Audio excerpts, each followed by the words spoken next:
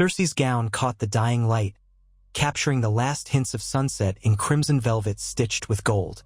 The fabric whispered around her as she paced the length of the great hall, more restless than triumphant, though she would never admit it aloud. The Iron Throne loomed in the center, the torches casting jagged shadows across its fused swords.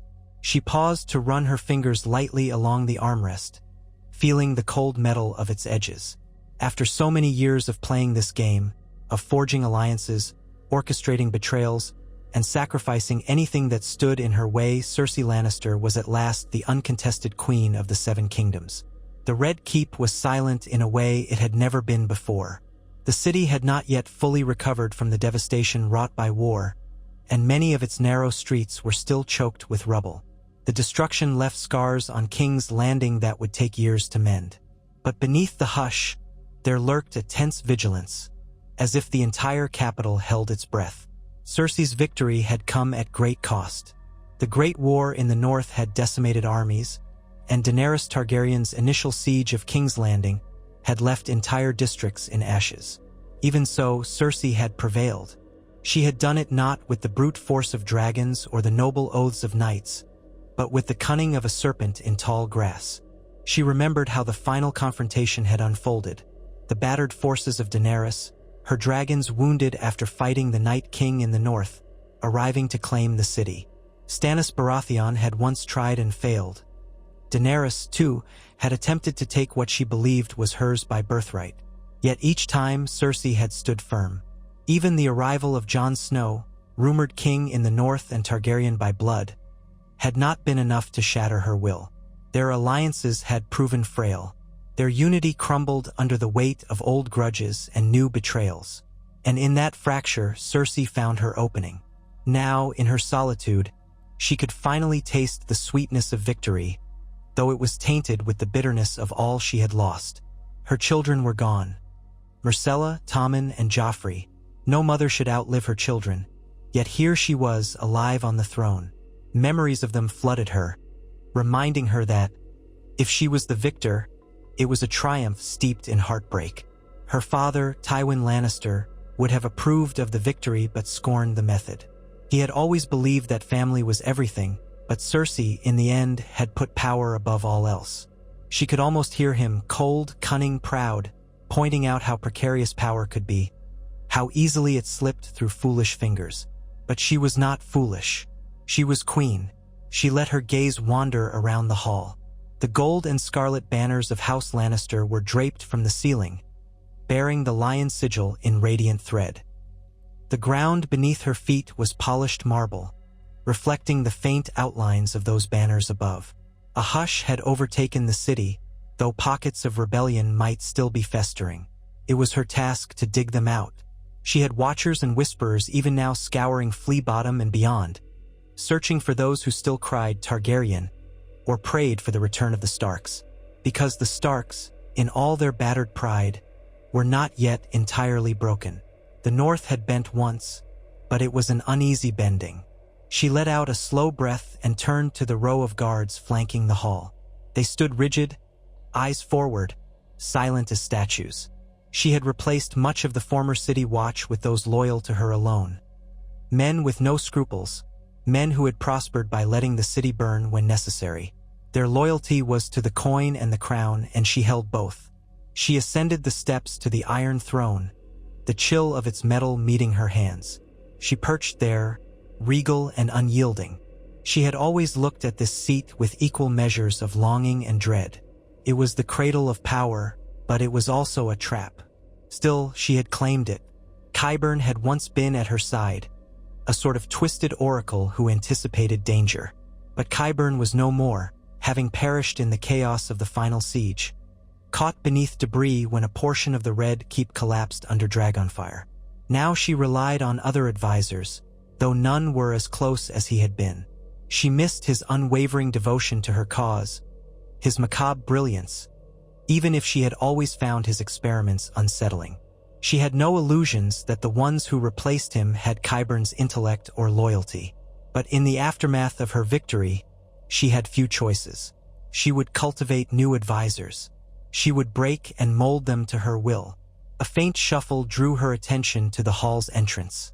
Ser Gregor Clegane, her monstrous sentinel, stood near the doors, half-shrouded in torchlight. His presence alone was enough to quell most dissent. The mountain had survived, albeit with an inhuman pallor that made him look more dead than alive. His helmet concealed a face that had grown nightmarish. Yet there he stood, obedient to Cersei's every command. She rose from the throne with fluid grace, and her voice rang out in the cavernous silence, addressing a small gathering of attendants and guards. "Bring me news from the north. I want to know every whisper, every rumor of Jon Snow or Sansa Stark. I will not have them rallying their bannermen. My hold on the north must be absolute, or else it is worth nothing." A guard bowed stiffly and hurried off to dispatch ravens, to instruct spies, to do everything needed to maintain her fragile peace. Cersei knew it was far from over. A queen who had wrested the crown through blood and subterfuge could hold it only by doubling down on those methods. She descended the throne dais, the train of her gown following like a dark tide. Pausing before Ser Gregor, she studied the face hidden behind the helm's steel mask. Once, it had been rumored that he had lost his mind, perhaps even his soul, in that grotesque transformation. But she cared nothing for his soul, only that he remained unwaveringly loyal. "Come with me," she commanded, and she felt his silent compliance.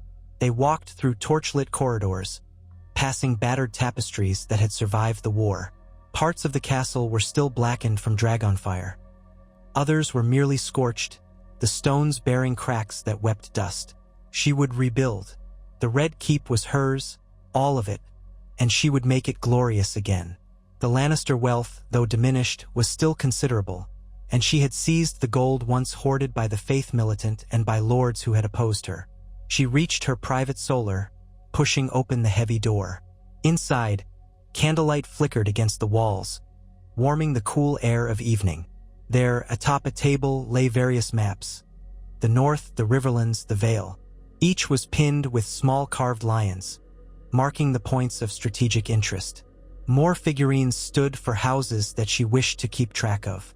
She had spent countless nights poring over these maps, adjusting her strategies, making her next moves with all the calculation of a master tactician. That was how she had outmaneuvered Daenerys in the end. A memory came to her unbidden. Daenerys Targaryen standing atop the walls of King's Landing, her last dragon circling overhead, wounded from battle and half-mad with fury. Cersei had parleyed with her, smiling that cold, mocking smile that never reached her eyes.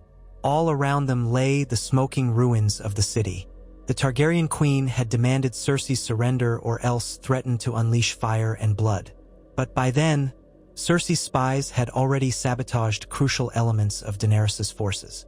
The Golden Company, what remained of it, had turned coat at the right moment, bribed with Lannister gold. Euron Greyjoy had stolen away with the Iron Fleet, choosing self-preservation over loyalty to Daenerys. Betrayals. Always betrayals. In that final confrontation, Daenerys had lost her nerve for mass slaughter when it became clear that a host of innocents still huddled among the rubble. Then Jaime, once Cersei's greatest champion, had appeared in the midst of negotiations, hollow-eyed and furious. He had attempted to kill Cersei. He had tried, perhaps in some misguided sense of duty to the realm, or perhaps because he believed Cersei's victory would doom everyone. But Cersei had anticipated even this.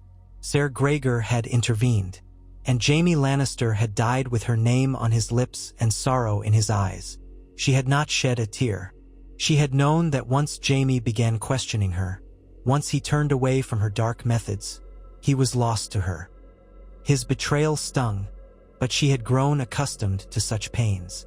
She could not let him stand in her way, even if he had once been her other half. After that, everything had crumbled for Daenerys. Her dragon, the last of its brood, screamed into the sky as ballista bolts pierced its hide in a barrage launched at a carefully orchestrated moment. The beast fell, smashing rooftops as it crashed, and Daenerys was captured alive. There was no trial, no spectacle. Under the cover of night, Cersei had ordered Qyburn to do his worst, to find out if there were any more Targaryen secrets, any hidden allies, any unborn heirs. But Daenerys offered only silence. A scuffle in the cells left Qyburn dead and Daenerys gravely wounded. By the time Cersei arrived, Daenerys was barely clinging to life. So ended the Targaryen threat. Now, standing over her map of Westeros, Cersei felt a surge of pride mixed with a current of apprehension. There were still pockets of loyalty to the Targaryens, though leaderless. And the North was not fully subdued. Jon Snow had vanished after that final defeat. Some said he died in the storming of King's Landing, others that he had fled back north of the Wall, choosing a life of exile among the wildlings. But stories sometimes carried more power than armies, and the name Targaryen was still whispered in taverns. She could not discount him entirely. If Jon Snow still lived, he was a threat. King's Landing required her attention as well. The city was hungry, and winter had not ended merely because the others had been defeated. Supplies were meager. Trade routes needed reestablishing. The lords in the Reach balked at feeding a city that had once scorned them. To be a queen was to shoulder infinite burdens.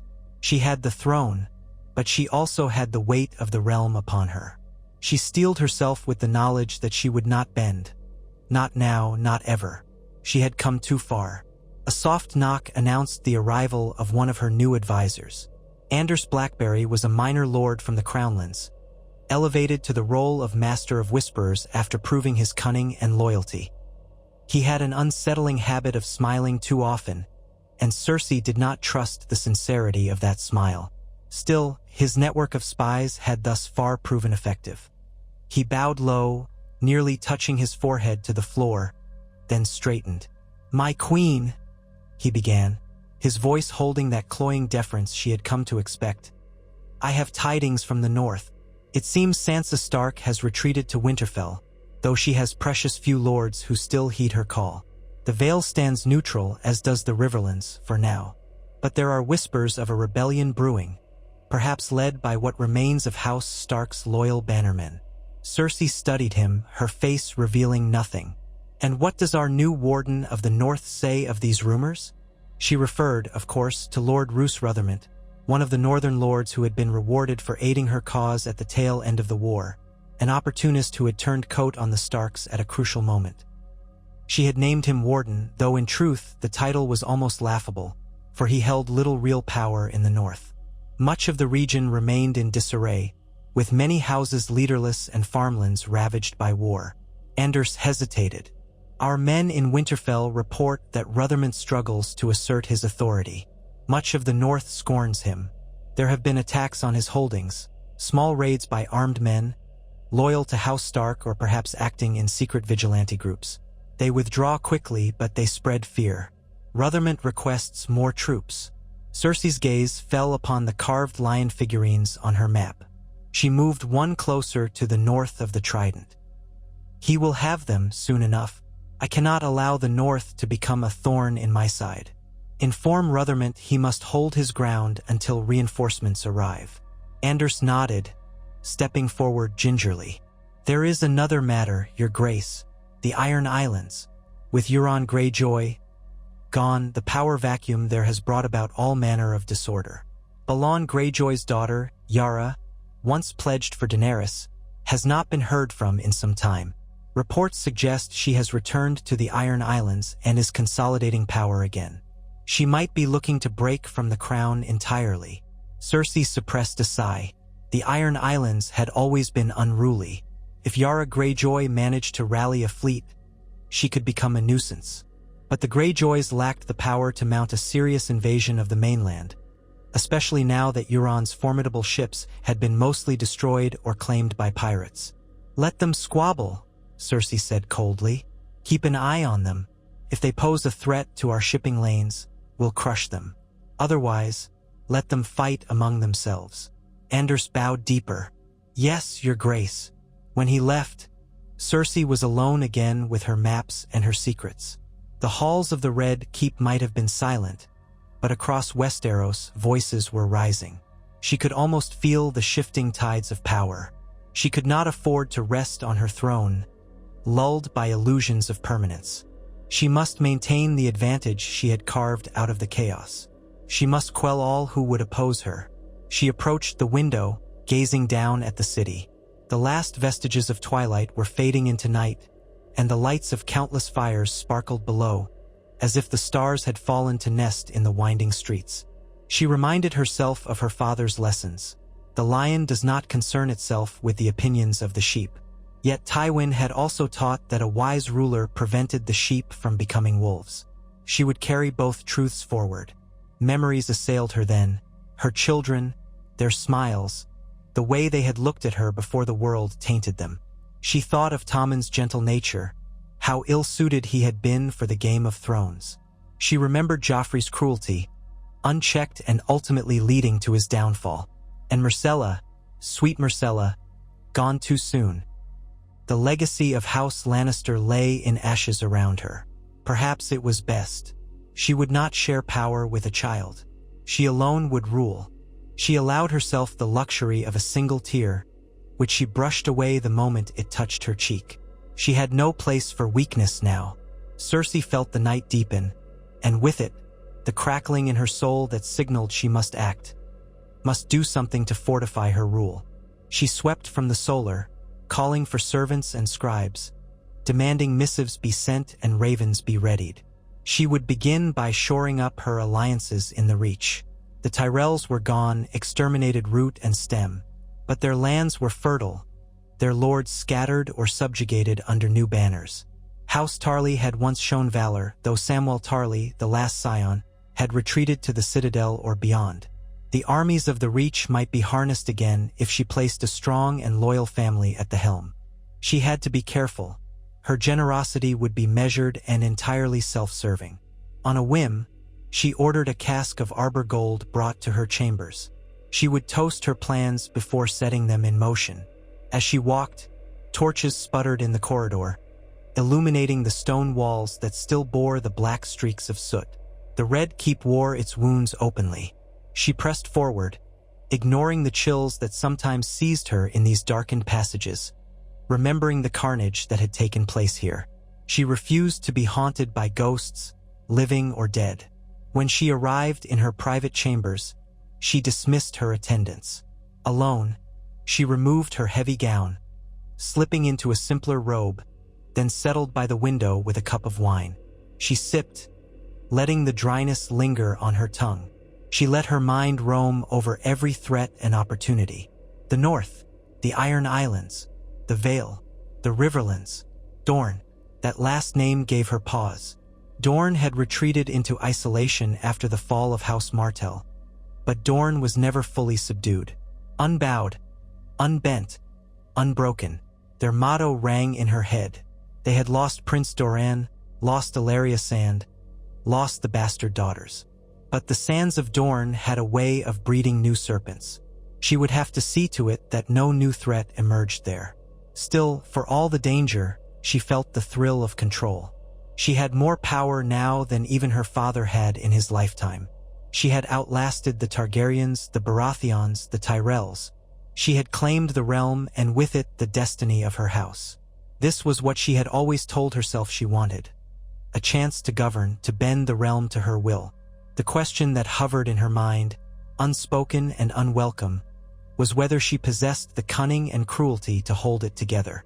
The night offered no answers, only a deep silence broken by the distant sound of horns from somewhere on the city walls. She took another sip of arbor gold. Tomorrow, she decided, she would call a meeting of the small council. She would begin by demanding absolute loyalty from these men she had placed in positions of power. If any wavered, she would replace them without hesitation. Fear was an effective tool. They all knew what had happened to those who betrayed her. She had no need to threaten them openly. They understood. The next day dawned gray and cool. The meeting convened in the King, now Queen's, council chamber, a smaller, window-lit room off the Great Hall. The polished oak table bore scars from battle, large scratches marring its surface, but it was still presentable. The chairs were fewer in number than they had been under previous reigns. Cersei preferred a more intimate, controlled circle of advisors. Ser Gregor stood by the entrance, immovable and silent. Lord Anders Blackberry, the new Master of Whisperers, entered first, bowing low. Next came Lord Falloway, a man of middling intelligence but impeccable breeding, who had inherited control of parts of the Reach after the Tyrell downfall. Cersei had made him master of coin in the hope he could squeeze the remaining resources from the region and direct them to the crown. Then came the master of laws, Lord Peyton Baywater, a thin man with calculating eyes who had once been a minor bannerman to House Bolton. She gave him the position for his ruthlessness. The post of Master of War she had assigned to Ser Damien Storm, an acknowledged bastard of House Baratheon. He had proven his mettle in the final siege, turning on Daenerys at a critical juncture.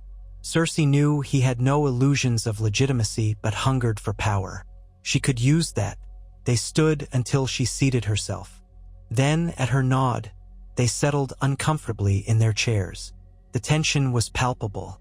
None of them wanted to displease her. "Updates," she ordered. Lord Blackberry spoke first, detailing the same intelligence he had given her the previous night. He revealed slightly more nuance this time, describing how Sansa Stark was rumored to be forging an alliance with whatever Northern Lords still remained, including some rumored to have ties to House Manderley in White Harbor. "But White Harbor is in disarray," he added. "Between the war and the harshness of winter, they struggle to keep their own people fed." Cersei nodded. "And the Vale?" He glanced at a parchment. "Young Lord Robert Arryn still rules, but in name only. His regent, Lord Royce, exerts the real power. He's been hesitant to get involved in further conflict. Many Vale lords see the realm in chaos and want only to protect their own borders. If Sansa Stark appeals to them, they might be persuaded. But right now, there's no solid movement from the Vale." She drummed her fingers on the table. "Lord Royce was always annoyingly devoted to the Starks. Keep watch on him. If he moves, I want immediate word. And the Riverlands." Lord Baywater cleared his throat. "Edmure Tully rules at Riverrun under your leave. He has not proven rebellious, though House Tully is hardly a significant force now. They were badly battered in the wars, and they lack the men to attempt an uprising. They'll likely stay quiet, but the roads are rife with outlaws. It's uncertain if some of these outlaws are mercenaries or soldiers left behind from the armies that marched. The situation is unsettled." Cersei's eyes flicked over the council. "Rebellion can begin anywhere, and a single spark is all it takes to ignite half the realm. We must ensure no spark takes root. Master of War, what say you?" She turned to Ser Damien Storm. He was a lean man with dark hair and an air of perpetual impatience. "We can dispatch more troops northward, Your Grace, but we'll need provisions. The gold from the Reach will help, but we'll also need grain supplies. We're still recuperating from the battles. War-weary men aren't eager to march again. Morale is low." She stiffened. "Then raise morale. Remind them that serving the crown is a privilege, that gold awaits the loyal. And if gold is not enough, fear will do. We'll ensure the officers understand the consequences of disobedience. We cannot allow rebellious talk to fester." He nodded curtly, though Cersei sensed a flicker of doubt behind his eyes. Doubt would have to be crushed swiftly if it threatened her plans. She turned her attention to the Master of Coin. "Falloway, I need to know the state of our finances. Spare no details." Falloway inhaled shakily. "Your Grace, the war chest is thin. Much Lannister gold was spent on hiring the Golden Company. What remains of our reserves is now supplemented by what was seized from the Faith Militant and other rebel houses.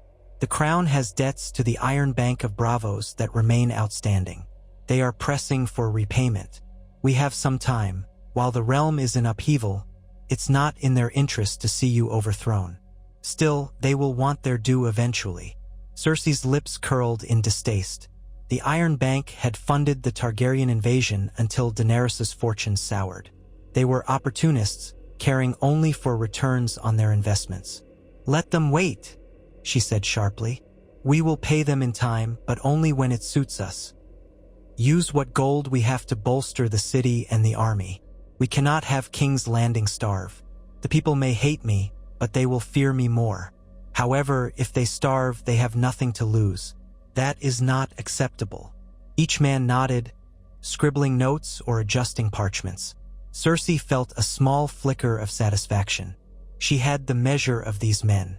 They were trembling courtiers clinging to her coattails. None possessed real initiative, but that suited her. They would obey. The session continued with talk of trade routes, the possibility of sending envoys to Dorne, and methods to secure new alliances in the Reach. Cersei set forth her demands, weaving them into a single strategy. Tighten the crown's hold on the realm's breadbasket, ensure the roads remain open, send out new tax collectors with armed escorts, and be prepared to punish any lord found hoarding. When the council finally adjourned, Cersei lingered, feeling the weight of rulership pressing down on her. Once, she had believed that ruling was a matter of will. Whoever wanted it the most and had the cunning to seize it would prevail. But she now understood that simply sitting on the Iron Throne was only the beginning of the struggle. Yet she would not be defeated by a mere challenge of governance. She was stronger than that. Outside, the day had brightened, though clouds lingered at the edges of the sky. She made her way through the corridors, summoning a handful of her Queen's Guard to accompany her on a tour of the city. It was important to be seen, to let the people know their queen was not cowering in the castle. Let them remember who had saved the city from the madness of Daenerys Targaryen's final onslaught. Though, in truth, it was her manipulations that had instigated that destruction in the first place. But the masses seldom cared for nuance. A well-placed rumor or a bit of propaganda could turn them easily, and she had her ways of bending rumors to her advantage. Donning a cloak of deep red, she stepped into the courtyard where her carriage awaited. The driver bowed, opening the door. 2 guards rode at the front, while Ser Gregor himself stood near the back, partially concealed by the cloak he wore. He was a looming presence, and the onlookers who had gathered at the edges of the courtyard shrank away from him in fear. As the carriage rattled through the winding streets of King's Landing, Cersei peered out through the curtained windows. The city bore scars of the war, buildings reduced to charred frames, a population visibly diminished. Many had fled, or died, or simply vanished. The stench of rot was mostly gone, but she could see where hastily built structures provided shelter to those displaced by the fighting. Boards and nails hammered at odd angles, walls made of scavenged planks. The people gawked at her carriage, some with hostility, some with relief, and some with the blank expressions of those too tired or traumatized to care. They passed the ruins of what once had been the Great September of Baelor. Now it was a heap of stone and twisted metal, courtesy of Cersei's earlier war with the Faith militant. Weeds sprouted among the rubble, and rumors persisted that strange lights sometimes flickered there at night. She felt no guilt. The Faith had attempted to strip her of dignity and freedom. She had burned them from the city. That was the price of crossing her. Moving farther toward the city gates, she saw the massive stretch of broken walls still under repair. Daenerys's dragons had breached them in their initial assault, though ultimately that had not led to victory for the Targaryen forces. Workers now hoisted new stones into place, patching the gaps. She would fortify King's Landing until it was impregnable, a monument to her reign. Occasionally, she caught sight of small folk who paused to bow or curtsy. The presence of the Queen's Guard, especially the Silent Mountain, was enough to cow most onlookers into some show of respect. She wondered how many of them still secretly longed for another Targaryen or a Stark. She clenched her jaw. They would learn that their hopes were wasted. She signaled for the carriage to halt near the city's outer market, an area that had revived quicker than most. Stalls of fruits, vegetables, and fish lined the dusty road, though the selection was meager. She stepped out, ignoring the startled look of a fishmonger whose wares glistened on a wooden tray. The smell of salt and decay wafted up. Her guards formed a perimeter around her as she strolled among the stalls, letting people see her golden hair, her regal bearing. This was not a woman hiding in a tower. This was their queen, come to witness the state of her city. Her presence caused a stir, and soon a group of small folk gathered at a distance, muttering among themselves. She heard a child cry out, a mother hastily muffling the sound. Cersei paused before a vegetable stall, fingering a wilted cabbage leaf, then letting it drop.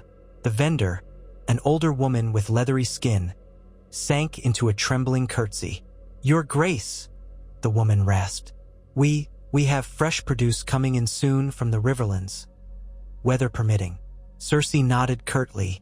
"See that you provide fair prices to my people," she said, loud enough for the crowd to hear. "We all do our part to rebuild the city, do we not?" The vendor bobbed her head, unsure how to respond. Cersei moved on, her guards trailing behind. She could feel the stares prickling her skin. Part of her relished the fear, the recognition of power.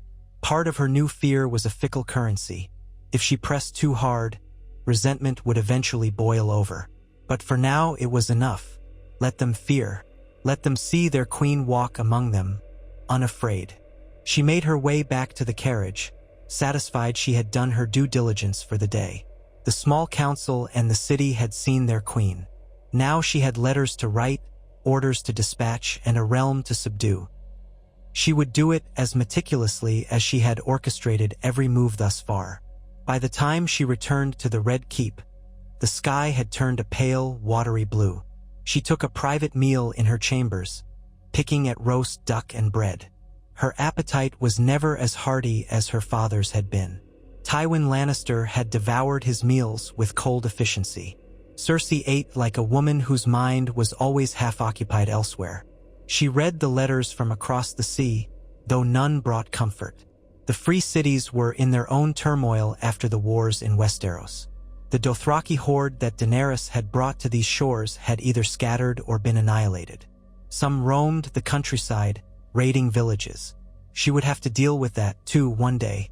But for now, the threat was small and far to the west. One letter from Braavos demanded repayment of the crown's debts. She set it aside. Let them wait. If necessary, she would hire faceless men to assassinate the bankers themselves. The thought of it brought a slight smirk to her lips. Night came. Cersei was not tired. She strolled her chambers, letting her thoughts drift to the shape her reign would take. She thought of every potential rival. Tyrion lingered in her mind, her hated younger brother. She had not laid eyes on him since the final siege. Had he perished alongside Daenerys? Or had he fled into the shadows? He was cunning, and he hated her enough to be a problem. If he still lived, he would conspire, perhaps. She made a note to question the spymaster again. Tyrion must be found, dead or alive. She drifted to a corner of the room where a large mirror stood, gilded and ornate, once belonging to the Targaryen dynasty. She looked at herself in the glass. The reflection stared back. A beautiful woman still, though lines of strain touched the corners of her eyes, and her mouth was set in a perpetual half-frown. Her golden hair was braided elaborately, but she saw the faint dullness in it, the way it no longer shone with the same lustrous glow it had in her youth. Power weighed upon her as heavily as any crown. She recalled nights with Jaime, his face beside hers in that mirror, both of them young and foolish, believing their love would conquer all. She blinked hard, forcing that memory away. Jaime was gone, by her hand or by her will, and that was the price of the throne. She had no regrets. She couldn't afford them. The days slipped into weeks. Cersei's hold on the city tightened. Patrols kept the peace, and ration lines ensured the small folk did not starve. An uneasy calm settled over King's Landing. Across the realm, her forces moved methodically. Reinforcements were sent to Winterfell. The roads were guarded. Lord Rothermont struggled, but the arrival of new troops lent him authority. Sansa Stark remained hidden behind the walls of her ancestral home, and the rumors said she grew ever more desperate. Small skirmishes erupted, but they amounted to little. One morning, Lord Blackberry arrived with news. Yara Greyjoy had seized a portion of the Iron Fleet left unmanned in the aftermath of Euron's demise. She had sacked a few coastal villages in the Westerlands, slipping away before the Crown's navy could respond. Cersei raged, demanding a strike force be dispatched to teach the Iron Islands a lesson. But Ser Damian Storm advised caution.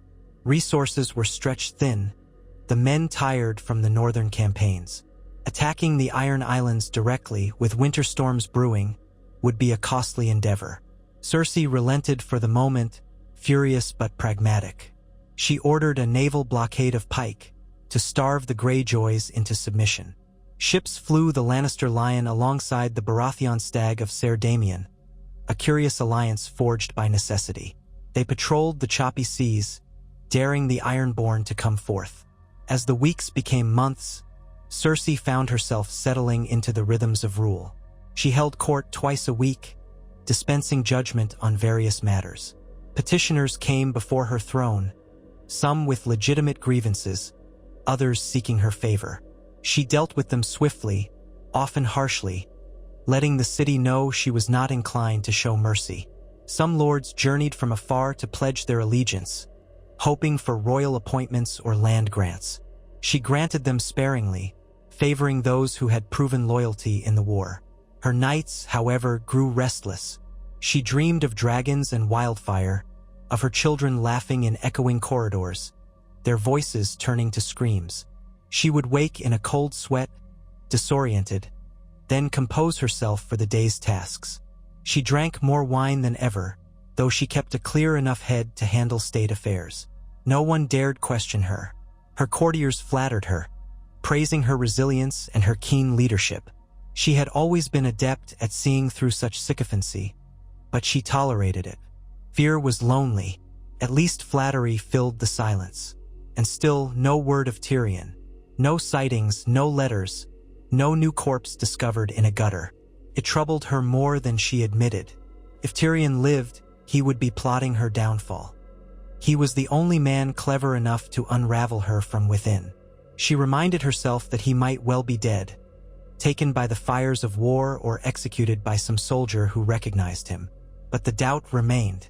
Then, one morning, as the autumn chill settled on King's Landing, a raven arrived from Riverrun. Its missive bore the seal of House Tully. She broke it open, scanning the contents. The words made her blood run cold. It was addressed to Her Grace, the Queen of the Seven Kingdoms, and it reported that a dwarf man claiming to be Tyrion Lannister had arrived at Riverrun under a banner of truce, seeking an audience with Lord Edmure Tully. The letter ended with Edmure's polite inquiry as to how the crown wished to proceed regarding this visitor. Cersei's hand shook slightly. He was alive. Tyrion was in the Riverlands, possibly forging alliances. She wasted no time summoning her council. Within the hour, they gathered in the small council chamber. The tension was palpable. Cersei's anger radiated like a storm cloud. She read out the letter for them, each word stinging her pride and fueling her rage. She turned first to Lord Blackberry. "How is it my master of whisperers did not know of my brother's whereabouts until now?" Anders Blackberry swallowed. "Your Grace, my spies had heard rumors, but nothing concrete. Tyrion has always been elusive. We didn't expect him to show up openly in the Riverlands." Cersei glared at him. "He must not leave Riverrun alive. Do you understand me? We cannot allow him to scurry away and hatch plots. He is to be taken or killed, preferably the latter. Do you have men capable of such a task?" Anders nodded quickly. "Yes, Your Grace. I can dispatch assassins or arrange an ambush on the road if he travels." She paced, her gown rustling against the floor. "Do it, and send word to Edmure Tully that he is to detain Tyrion until the crown's forces arrive, under penalty of treason." Ser Damian Storm spoke up. "If Lord Tully refuses, we risk an uprising in the Riverlands. They're barely under control as it is. Riding in with an army might spark rebellion." Cersei paused. "Then we will not ride openly. We'll do this quietly. Blackberry's men will handle it without drawing attention. If Tully resists, then we deal with him as we must. But rest assured, we are not letting Tyrion slip through our fingers." The meeting concluded with that grim resolution. Plans were put into motion. Ravens flew, carrying Cersei's orders. She felt a surge of adrenaline. Finally, she had a chance to rid herself of Tyrion forever. But a small, nagging worry gnawed at her. Tyrion was clever, and if he had chosen to reveal himself at Riverrun, it meant he had a purpose. She would not underestimate him. Days passed, each slower than the last. She received no immediate reply from Edmure Tully, which only fed her impatience. Then, one evening, as she dined alone, a messenger burst into her chambers, breathless and wide-eyed. "Your Grace, he stammered. News from Riverrun. Tyrion Lannister has left. Lord Tully claims he departed in secret, leaving a note that said he intended to travel north to treat with the Lady of Winterfell. Cersei froze. When did this happen? 3 days ago, Your Grace, the messenger said, trembling. Lord Tully's men attempted pursuit, but they found no trace of him. She slammed her goblet down, wine sloshing over the rim. Out! Get out! She hissed, and the messenger fled. It was happening. Tyrion was weaving alliances again, possibly forging a plan with Sansa Stark to challenge her rule. Jon Snow might still be out there, or some rumored Targaryen loyalist. She could not allow them to gather. She had to strike. She summoned the council, ignoring the late hour. Half-dressed courtiers appeared in the throne room, bleary-eyed and nervous. Ser Gregor stood by her side, a hulking testament to her lethal intent. Prepare the forces, she ordered. We march north. I will lead the army myself if I must, but we will snuff out this rebellion before it takes shape. Sansa Stark and Tyrion Lannister must not be allowed to unite the north. Summon all our bannermen. Recall soldiers from the west if necessary. I want a host that can overrun the north within weeks. Her men bowed, though some looked uncertain. She would not give them time to doubt. She turned to Ser Damian Storm. You will command the vanguard. Blackberry, you will send your spies ahead. I want no surprises. We will lay siege to Winterfell if we must. We will do whatever it takes. They dispersed to carry out her commands. She could almost smell war in the air. She felt a grim exhilaration. The Game of Thrones had never ended. There was always another move, another enemy. But she was prepared. She had the largest army, the wealth, the seat of power. The north would break or it would burn. Within a fortnight, King's Landing bustled with the movements of soldiers. Carts loaded with provisions trundled through the streets. Men sharpened swords, tested bows, and prepared for another campaign. The city's mood turned tense. Some dreaded more war, others welcomed the promise of spoils. The peal of distant horns marked the mustering of troops. Cersei arranged for a strong garrison to remain behind under the command of Lord Baywater, ensuring the capital would not lie undefended. She needed to trust someone, and Baywater had proven his loyalty thus far. Even so, she left Ser Gregor in the city. His presence would dissuade any thoughts of treachery. She herself would ride with her personal guard, along with Ser Damian Storm commanding the main force. When the day came to depart, she stood on a balcony of the Red Keep, watching the columns of troops file through the city gates. Red and gold banners flapped in the breeze, the Lion of Lannister shining in the morning sun. The uneasy alliance with House Baratheon's bastard line also showed black and gold standards, the stag in silhouette. Thousands of men, horses, and supply wagons stretched beyond the horizon. Drums pounded a steady rhythm, announcing their departure. She descended the steps to the courtyard, where a warhorse awaited her, a sleek mare clad in partial barding of red and gold. The horse snorted, stamping its hooves. A stable boy held the reins, bowing low. Cersei mounted with practiced ease, ignoring the murmurs of those assembled. She wore a practical riding gown of dark leather with gold trim, a fur-lined cloak draped over her shoulders to ward off the chill. A circlet of gold rested upon her brow, simpler than the elaborate crown she wore in court. She spurred the horse forward, leading the procession out of the castle. The small folk watched in tense silence as she rode through the streets. Some bowed, some turned away, some merely stared. She kept her gaze forward. Ahead lay another war, a chance to stamp out the final embers of rebellion. If she succeeded, her reign would be unassailable. If she failed, she would not fail. That night, they made camp near the Rose Road, the sprawling army tents dotting the fields for miles. Fires flickered in the twilight. Cersei's pavilion stood at the center, richly appointed with carpets and candelabras. The air outside buzzed with the voices of soldiers, the clank of armor, the shuffle of horses.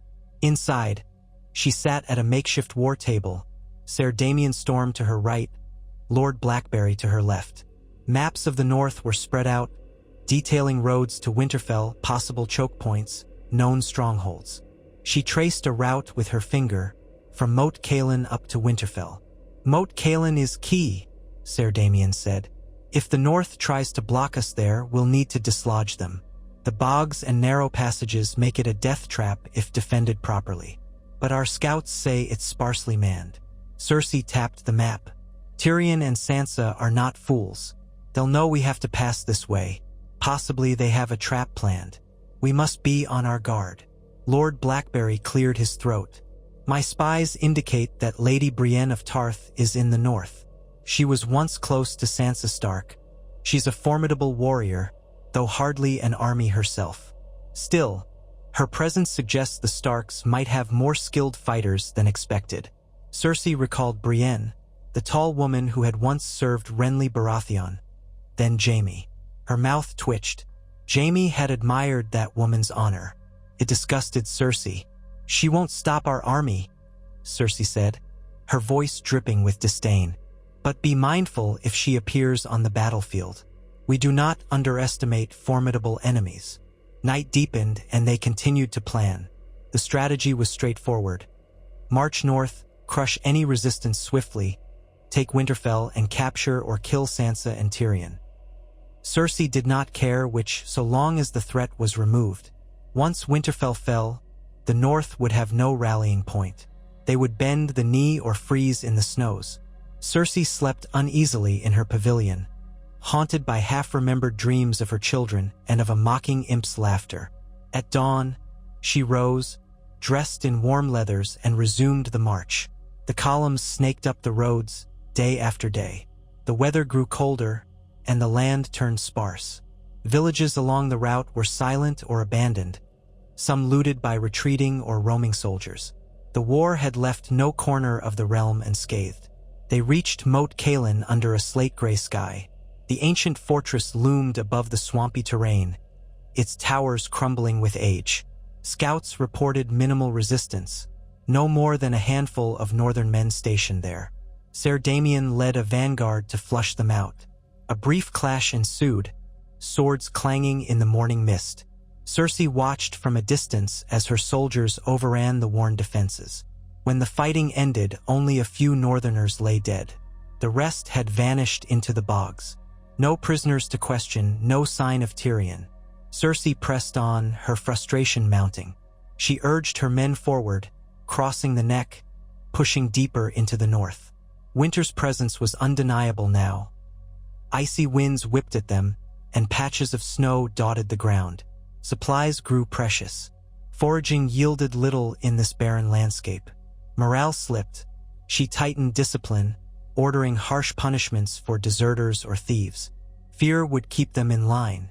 Weeks more passed, and at last, Winterfell's high walls appeared on the horizon, stark against a leaden sky. Smoke rose from its chimneys. Beyond the castle, a sea of tents indicated an assembled force, a northern army perhaps. Cersei's scouts confirmed that Sansa Stark, Lady Brienne, and even some remnant of Daenerys's Unsullied led by Grey Worm were rumored to be within the fortress, though how many men they commanded was uncertain. The presence of Unsullied surprised Cersei. She had assumed they'd either fled or been exterminated, so they had found refuge here. She set up camp just out of bowshot, her banners snapping in the icy wind.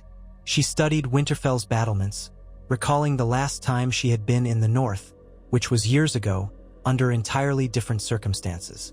The castle stood resolute, an age-old symbol of Stark resilience. She felt a stirring of anxiety. The north was a harsh land.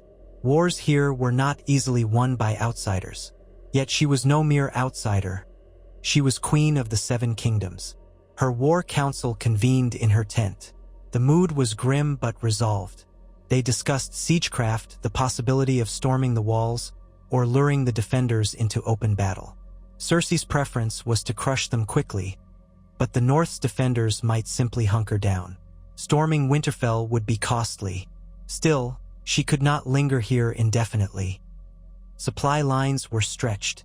At last, Ser Damian proposed a direct assault at dawn, capitalizing on a section of the walls rumored to be under repair. She agreed. Better to act decisively than waste time. Let the realm see her strength. The night before the battle, a hush fell over the camp, broken only by the moaning wind and the distant howls of wolves. Cersei paced her tent, reviewing her strategy one last time. She wore a fur-lined cloak to ward off the chill, her breath misting in the air. She thought of Tyrion, who must be inside those walls, spinning some cunning plan. She refused to let him best her. Dawn arrived, pale and cold. Horns sounded from her lines. Soldiers assembled, the clang of steel echoing through the crisp air. Cersei mounted her horse, riding to the front. Before her, Winterfell's walls stood dark and silent. The gates were shut. Snow drifted across the battlefield, swirling in eddies around the men's feet. Her banners fluttered behind her. She signaled the catapults to begin. Stones and flaming projectiles arced through the sky, smashing into the walls with thundering impact. Some landed short, bursting into the snowy ground. Others found their mark, chipping away at Winterfell's defenses. Archers advanced, loosing arrows. The defenders replied in kind, arrows whistling down. Men cried out, clutching wounds. At Cersei's command, the ladders were raised. Hundreds of men rushed the walls, shields overhead, an organized wave of steel. Northern archers and unsullied spearmen met them at the ramparts. The clang of battle filled the air, swords and spears splintering shields, men shouting in fury or pain. A second wave followed, then a third. The assault was relentless, but the defenders fought fiercely, guided by a determined need to protect their home. Cersei spotted Lady Brienne atop the battlements, swinging a great sword in wide arcs, cutting down men who tried to scale the walls. Nearby, a banner bearing the direwolf of Stark flapped defiantly. She urged her horse forward, wanting to see better. She saw a flash of gray and black among the defenders, a shape that might have been Tyrion, or perhaps just her imagination. Then came a roar from the northern flank. A gate she hadn't expected to open now swung outward, and a contingent of mounted knights charged out, their horses' hooves pounding the frozen earth. Ser Damian Storm led a detachment to intercept them. The cavalry clash was brutal and quick, steel colliding in a frenzy of screams and flying snow. The northern knights, though outnumbered, fought with a ferocity born of desperation, cutting a wedge through the lines before being forced to retreat back behind the walls. Gritting her teeth, Cersei ordered the ram forward, a massive structure meant to smash through the main gate if the defenders wouldn't yield. Scores of men pushed it while archers covered them. They reached the gate under a hail of arrows and poured flaming oil from Winterfell's walls. The ram battered the wood, blow after blow, splinters flying. The defenders above hurled rocks and scalding liquids. Men screamed as flesh burned. Still, the ram slammed against the gate. For hours, the siege raged. The sun climbed, hidden behind thick clouds, making the day a dim, endless twilight. The ground grew slick with blood and trampled snow. Cersei's forces, though larger, struggled to gain a foothold on the walls. Many men died. She directed them from the rear, sending more to the flanks, rotating exhausted units with fresh ones. All the while, she scanned the battlements for Tyrion. Was he there, commanding? Or was he below, in some hidden tunnel, planning a clever sabotage? A horn's blast caught her attention. One of her captains shouted for her to look. A portion of the outer wall, weakened by repeated catapult strikes, began to crumble. The defenders scrambled, but stone gave way, leaving a gaping hole. Immediately, her troops surged forward, eager to exploit the breach. The fight intensified, turning into a melee of men pouring through the gap as northern defenders rushed to hold them back. Cersei seized the moment. She ordered a large contingent of her best warriors to push through. If they could establish a presence inside the walls, the castle might fall swiftly. The onslaught was furious. She glimpsed glimpses of unsullied ranks, standing firm with locked shields. Her men crashed into them, swords hacking, spears thrusting. The air filled with the din of steel on steel, shouts of rage, shrieks of agony. Gradually, her superior numbers began to tell. The defenders were forced back yard by yard. Cersei's men advanced, clearing a path into the courtyard. She felt a surge of triumph. They were close to victory. Then she saw a figure in dark fur, hair of red-brown, rushing to rally the defenders. Sansa Stark. Cersei recognized that face, older now, stern with resolve. The last true Stark in Winterfell, holding her ancestral seat. Sansa shouted orders, pointing to direct the defenders. Her presence seemed to stiffen their resolve, giving them a second wind. Cersei cursed under her breath, urging her horse closer to the breached wall, though she was still protected by a ring of guards. She wanted to see the Stark girl's downfall. But the courtyard erupted in chaos as pockets of northern soldiers charged back, flanking Cersei's men. Screams resounded. The line buckled. Ser Damian fought among them, covered in sweat and blood, spurring his men to hold formation. Somewhere in the smoke and snow, a horn blew 3 long blasts. The sound echoed eerily. For an instant, everyone seemed to pause. Then Cersei heard it, a deep, thunderous rumble from beyond the castle. Confusion rippled through her ranks. She strained to see through the haze. Emerging from the snowfall, a host of armed riders appeared. At their head was a figure with a snow-white direwolf sigil. Jon Snow. Cersei's heart lurched. He was supposed to be dead or vanished.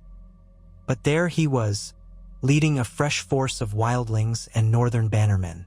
They slammed into Cersei's flank, a tidal wave of steel and fury. Her men, already embroiled in the siege, were caught off guard. Panic spread. Jon Snow himself, cloaked in black and gray, led the charge. His sword, Longclaw, glinted in the pale light. The northern riders plowed through the battered ranks of Lannister soldiers, cutting them down. Banners toppled in the snow. Shouts rose, a mix of fear and rallying cries. The Stark forces inside Winterfell redoubled their efforts, pushing back the intruders. Cersei's vantage gave her a grim view of the tide turning. Her lines wavered, then began to buckle under the combined assault from within and without. She bared her teeth in frustration. "Hold fast," she shouted, though few could hear her above the din. The plan she had so carefully laid out was unraveling. Her men, exhausted by the siege, were now flanked by a sudden, well-timed arrival of northern reinforcements. She watched in fury as Jon Snow cut through her ranks, forging a path toward the courtyard breach. If he reached Sansa, their combined forces would consolidate, and the battle might be lost for Cersei. Ser Damian stormed back to her side, breathless, a gash across his brow. "Your Grace, we must retreat and regroup. We can't hold them on both fronts." She stared at him, fury etched in every line of her face. "We outnumber them, but they have the advantage of position and fresh fighters," he insisted. "We risk losing the entire army if we don't withdraw to safer ground and form a new line." She wanted to protest, to hurl him aside and press forward, but her reason, what remained, told her he was right. Reluctantly, she nodded. "Sound the retreat. We fall back beyond arrow range. Regroup." Horns blared the retreat signal. Slowly, grudgingly, her troops peeled away from the battered walls, dragging wounded comrades. The defenders jeered, but did not pursue far, focusing on rebuilding their defenses around the breach and securing the courtyard. Jon Snow and his riders regrouped with the defenders inside Winterfell, cheers echoing over the ramparts. Cersei's forces withdrew, battered and demoralized, to a position on the plains south of Winterfell. Tents were hastily re-erected. Bodies littered the field, a grim testament to the ferocity of the battle. Snow continued to fall, covering the dead in a silent shroud. In her command tent, Cersei paced like a caged lion, ignoring the throbbing in her temples. Ser Damian and Lord Blackberry stood nervously by. "Jon Snow," she spat. "He's alive. And Tyrion. Did anyone see him?" Lord Blackberry shook his head. "No confirmed sightings, Your Grace.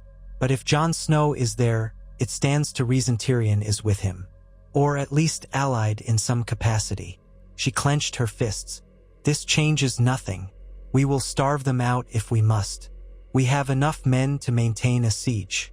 Snow cannot have that large a force. The north is in ruins. We can hold out longer. But she was not entirely sure. The presence of Jon Snow had galvanized the Northerners. Her men were shaken by the day's defeat. She could see fear and doubt in their faces. Winter was tightening its grip, and supply lines would be tested more each day. She felt a pang of anxiety gnawing at her. The game was not won yet. Night fell over the encampment, and the moans of the wounded echoed in the cold air. Cersei huddled by a brazier, a fur draped around her shoulders, staring into the flames. She thought of Tywin, of how he would have handled this. She thought of Joffrey, of Tommen, of Myrcella. She thought of Jaime. She thought of the prophecy that once haunted her, whispered by Maggie the Frog. Had it not foretold her children's deaths, her downfall at the hands of a younger, more beautiful queen? That queen was dead, Daenerys Targaryen had fallen. Yet perhaps it was Sansa Stark who might fulfill the prophecy. Or even her own brother Tyrion, ironically. Madness lurked at the edges of her thoughts. But she was Cersei of House Lannister, Queen of the Seven Kingdoms. She would not succumb to despair. Even now, she had the advantage in numbers, in siege weapons, in wealth. She would break Winterfell if she had to. She would root out Jon Snow, Tyrion, Sansa, whoever stood against her, and cast them into the oblivion they deserved. In the distant darkness, she imagined she could see the flicker of torches on Winterfell's walls, a reminder that her foes were gathered there, plotting, scheming. So be it. The war was not over. She would wage it to the bitter end, to ensure that when dawn finally rose on Westeros, the Lannister lion still reigned supreme. She turned from the brazier, determination igniting in her eyes. Tomorrow or the next day or however long it took, she would crush the North.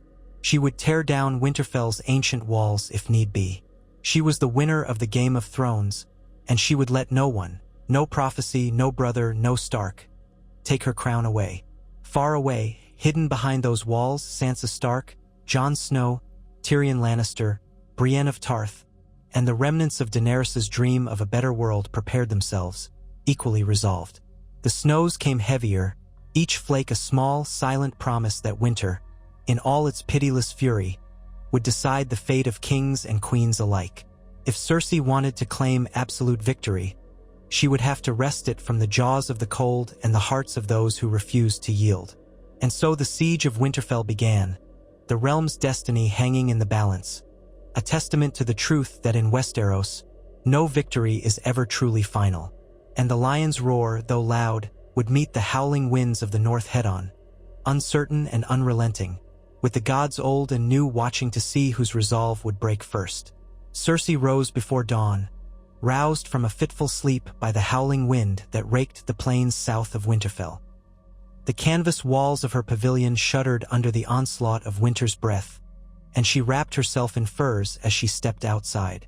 Clusters of tents stretched out around her in all directions, a sea of dark shapes blurred by drifting snow. The cold bit at her cheeks, a biting reminder that she was no longer in the temperate south. Ahead, the fortress of Winterfell slumbered under a mantle of white, only its torches flickering along the ramparts to mark the presence of life within. She found her officers already gathered near a brazier, seeking warmth before the day's tasks began. Ser Damian Storm saw her approach and bowed stiffly, his breath steaming. Though a bastard, he carried himself with a soldier's bearing, having earned her confidence on the battlefield. Nearby stood Anders Blackberry, his hands hidden in his sleeves, a shiver betraying how ill-suited he was for the northern climate.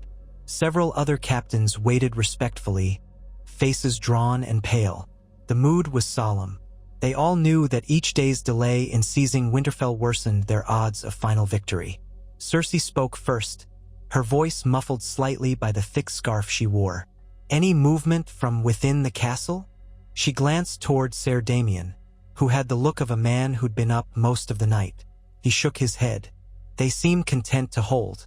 Our scouts report that the northern defenders are well organized behind the walls. Jon Snow's forces have erected additional barricades in the courtyard. They're expecting another assault." Cersei's lips thinned. "They can expect it until they break," she said. will not be cowed into retreat. We have superior numbers.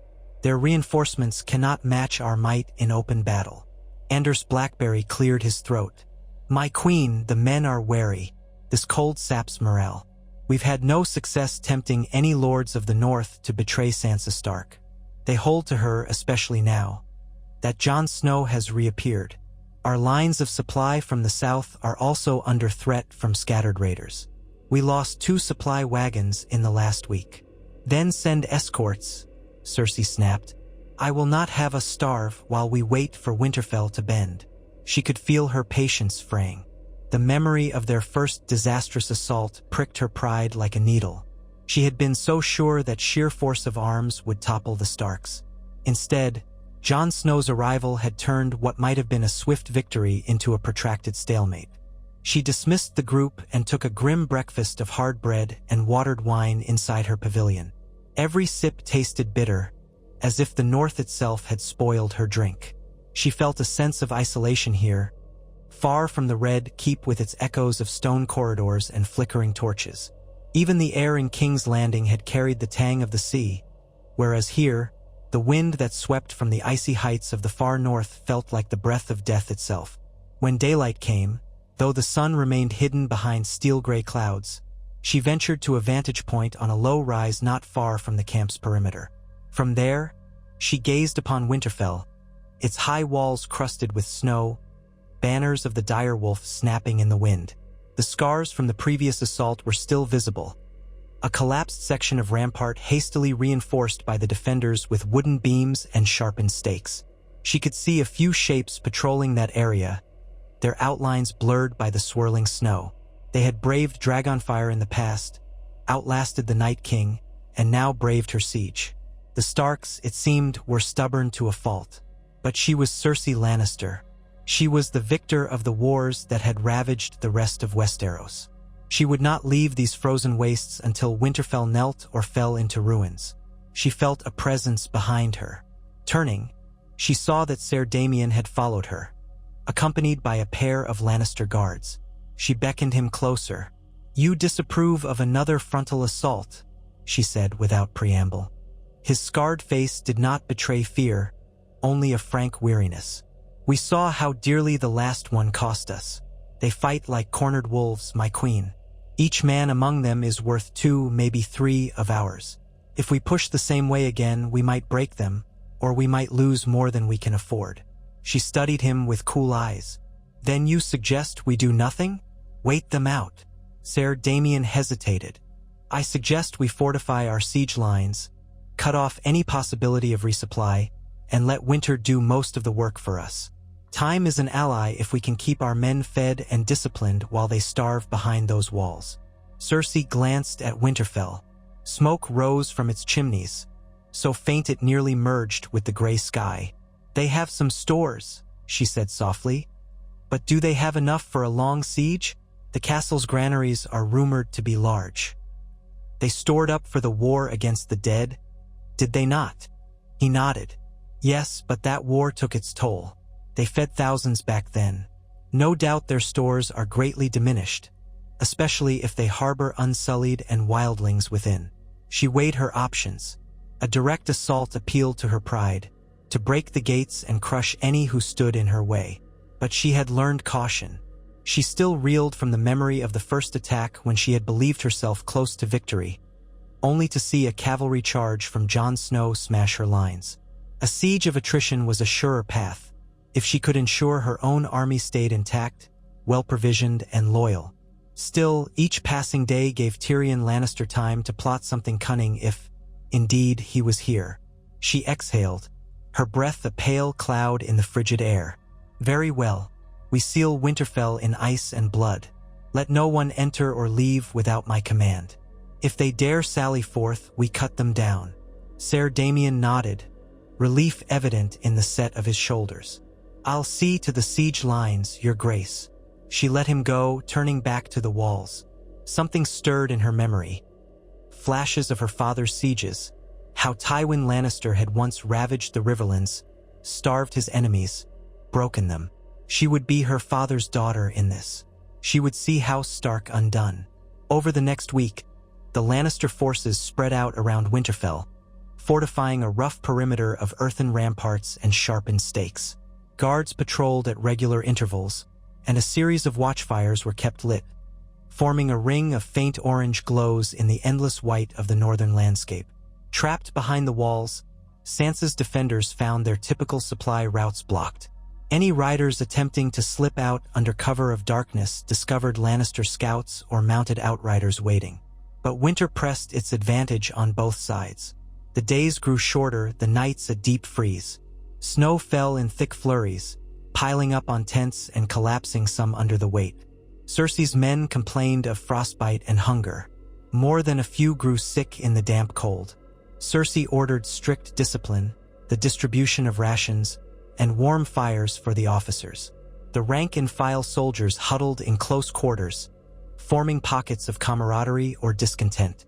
Rumors drifted of desertions, though none dared to do so openly. The punishment for desertion was death, a fact enforced with swift brutality whenever she caught a would-be runaway. In these grim conditions, Cersei's only solace was that Winterfell fared no better. The longer the Stark forces were penned up, the more their rations would dwindle.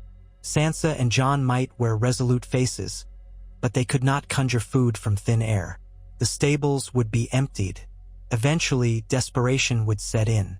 And once that happened, a single misstep, an attempt to break out, an ill-advised sally, would give Cersei her opening to crush them. One night, she stood alone by a watchfire, peering through the veil of falling snow. She tried to imagine what Sansa felt, trapped in the castle where she had grown up, now turned into a citadel of defiance. Did Sansa brood on old memories of father and mother, or younger siblings? Did she curse the day she'd ever left King's Landing, or the day she had trusted Lannisters? A flicker of satisfaction warmed Cersei's chest. It had all come to this, the final contest of wills. In the corner of her eye, she saw movement. Ser Damian approached with 2 scouts, both of whom bore the marks of a hard ride in the cold. She nodded for them to speak, and the taller scout, a rangy fellow with ice clinging to his beard, cleared his throat. "Your Grace, we've just returned from the northern road. We spotted a small caravan, 3 wagons, maybe a dozen men, heading this way. They carried no banners that we could see, but they rode under darkness as if trying to avoid notice." Cersei's pulse quickened. Could they be supplies meant for Winterfell? Or perhaps a relief force from the Vale or the Riverlands? She doubted the Riverlands would muster such a feeble relief, but the Vale remained a wild card. The scout shrugged. "Hard to say. We tried to get closer, but they took a route through wooded terrain. We lost them temporarily." She turned to Ser Damian. "Send more outriders. If they attempt to slip past our lines into Winterfell, we intercept. If they're couriers, we take them captive. If they resist, kill them." Ser Damian inclined his head. "I'll see to it at once." When they had gone, Cersei stared again at the distant silhouette of Winterfell. She wondered whether Tyrion was out there, orchestrating some cunning plan to bring in supplies or reinforcements. The thought of him still alive and conspiring against her gnawed at her. But she would not let anxiety undermine her. She was stronger than fear. She had outmaneuvered Daenerys. She had survived the Great War's chaos, and she would not be undone by her twisted little brother. There was a sense of almost grim inevitability in the winter hush. The final moves of the game would be played here, in these frozen fields. Just before dawn, horns sounded at the southern edge of the Lannister encampment. Cersei, jolted from a shallow sleep, seized her cloak and strode into the frigid darkness. Officers rushed to form lines, uncertain if this was an attack. The horns fell silent, and in their wake came shouts. A column of riders emerged from the swirling snow, bearing torches. As they drew near, Cersei recognized Ser Damian at the head, accompanied by knights brandishing drawn swords. Between them were 4 prisoners bound at the wrists, shuffling through the snow with fear in their eyes. Cersei's guards parted to let Ser Damian approach. The torches revealed a dusting of fresh blood on his armor, and his breath came in ragged puffs.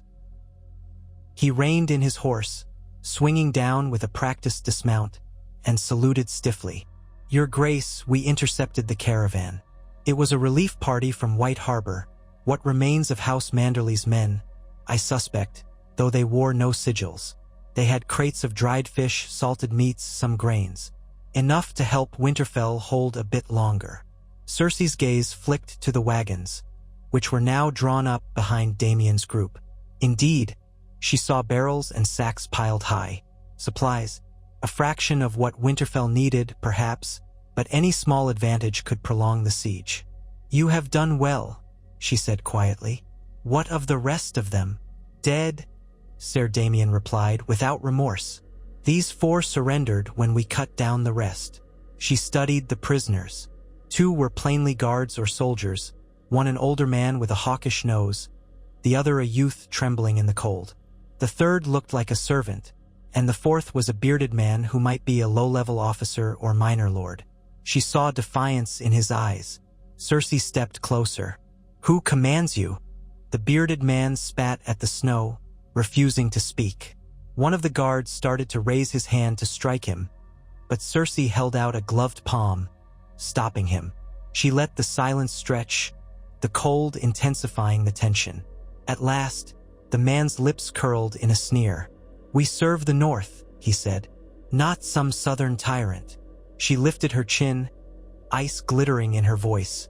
"You serve your corpses well, then, because everyone who defies me ends up among the dead." He refused to look away, though he shivered violently. She let him stand there, exposed and trembling, before turning to Ser Damien. "Question them. Find out if there are other supply columns on the way. If they resist, be thorough. Then make an example of them." The man's eyes flickered with dread, but he did not beg. Ser Damien nodded. "Yes, Your Grace."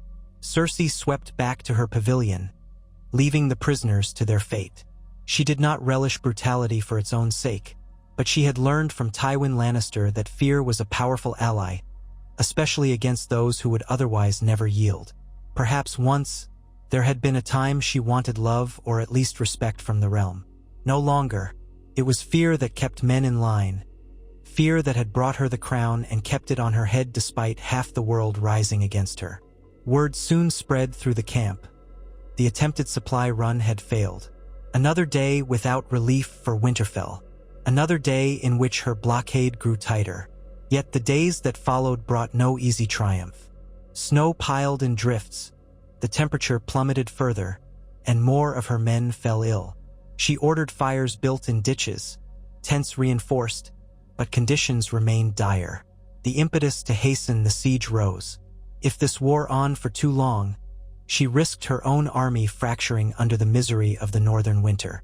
To that end, she convened her captains one evening. They huddled in her tent around a brazier, tension in the air. Ser Damien Storm's face was drawn, Anders Blackberry's eyes were red from lack of sleep, and half a dozen other knights and lords wore the haunted expressions of men who had seen too much war. Cersei stood at the head of the table, maps spread out, candles flickering shadows across her pale features. "We cannot linger indefinitely," she began. "We have bled them and they have bled us. Our blockade stands, but the season grows harsher by the day. I will not watch my army waste away in the snow while the Starks crouch behind their walls." Lord Ruthermont, the turncloak northern lord she had made Warden of the North in name, coughed delicately. He was an unremarkable man in appearance, balding with a face that seemed perpetually anxious, but he had proven valuable in betraying the Starks in the final stages of the war. "Your Grace," he said, picking at the front of his fur-lined cloak. "There are rumors that Lady Sansa might attempt to send more riders south or even east to the Vale. If the Vale Lords commit to a relief force, they won't," Cersei cut in. "The Vale is content to remain on its heights. The Eyrie is too far, and the roads are treacherous. They've no incentive to risk a full-scale confrontation with us when they could wait out the winter." She tapped the map. "My concern is not the Vale, but the possibility that Sansa or that traitorous imp might hatch some scheme. Tyrion does nothing without cunning in mind.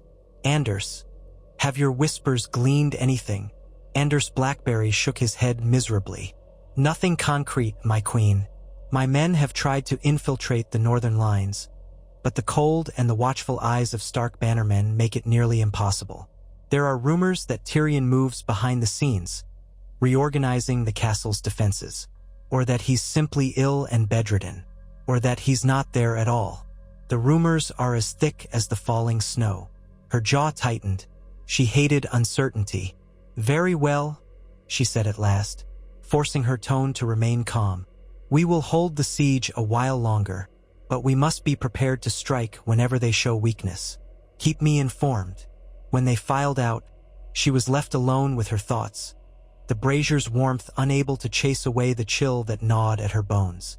She paced the tent, recalling the litany of betrayals that had brought her here. Euron Greyjoy's half-hearted loyalty, Jaime's final attempt to stop her, Daenerys' crusade for the Iron Throne, Jon Snow's righteous posturing, Tyrion's defiance. She was alive, crowned, and terrifying to her enemies. Yet the cost felt immeasurable. Even now, she sometimes woke in the night expecting to see Tommen's gentle face or Myrcella's smile, only to remember they were dust in the ground. Outside, the wind rose again, howling across the bleak plains. She could hear the murmur of her soldiers, the distant neighing of horses. She wondered if the Starks heard that same wind as they huddled behind Winterfell's walls, their hearts set on a last stand. The siege line flared with points of fire, marking the ring that held the castle in a slow death grip. She would see it through. She had not marched all this way to slink back to King's Landing in defeat. Days bled into weeks. The standoff continued. Winter's punishing cold showed no mercy to either side. The wounded in Cersei's camp, men who might have recovered from sword cuts in more clement conditions, often perished. Frostbite claimed a few more. Supplies grew tighter. Still, the blockade around Winterfell remained unbroken. Cersei took some satisfaction in each day's meager progress. The knowledge that the defenders inside the castle could not be faring any better. At times, small skirmishes flared. A sortie from Winterfell aimed at a weak point in the siege, or a nighttime raid by a handful of Stark rangers seeking to sabotage catapults or slit throats. Cersei lost men, but so did they. Eventually, the defenders seemed to pull back, conserving their strength. Perhaps the hunger and cold had begun to bite. Cersei dared to hope that the final collapse would come soon, that Sansa Stark would be forced to negotiate, or that Jon Snow, with his fondness for heroics, would attempt a doomed breakout. But the cast of the game changed again on a night thick with swirling snow, when the wind roared so fiercely that even the torch flames were battered sideways, flickering close to extinction. Cersei was inside her pavilion, reviewing the latest casualty reports, when Ser Damian burst in without ceremony.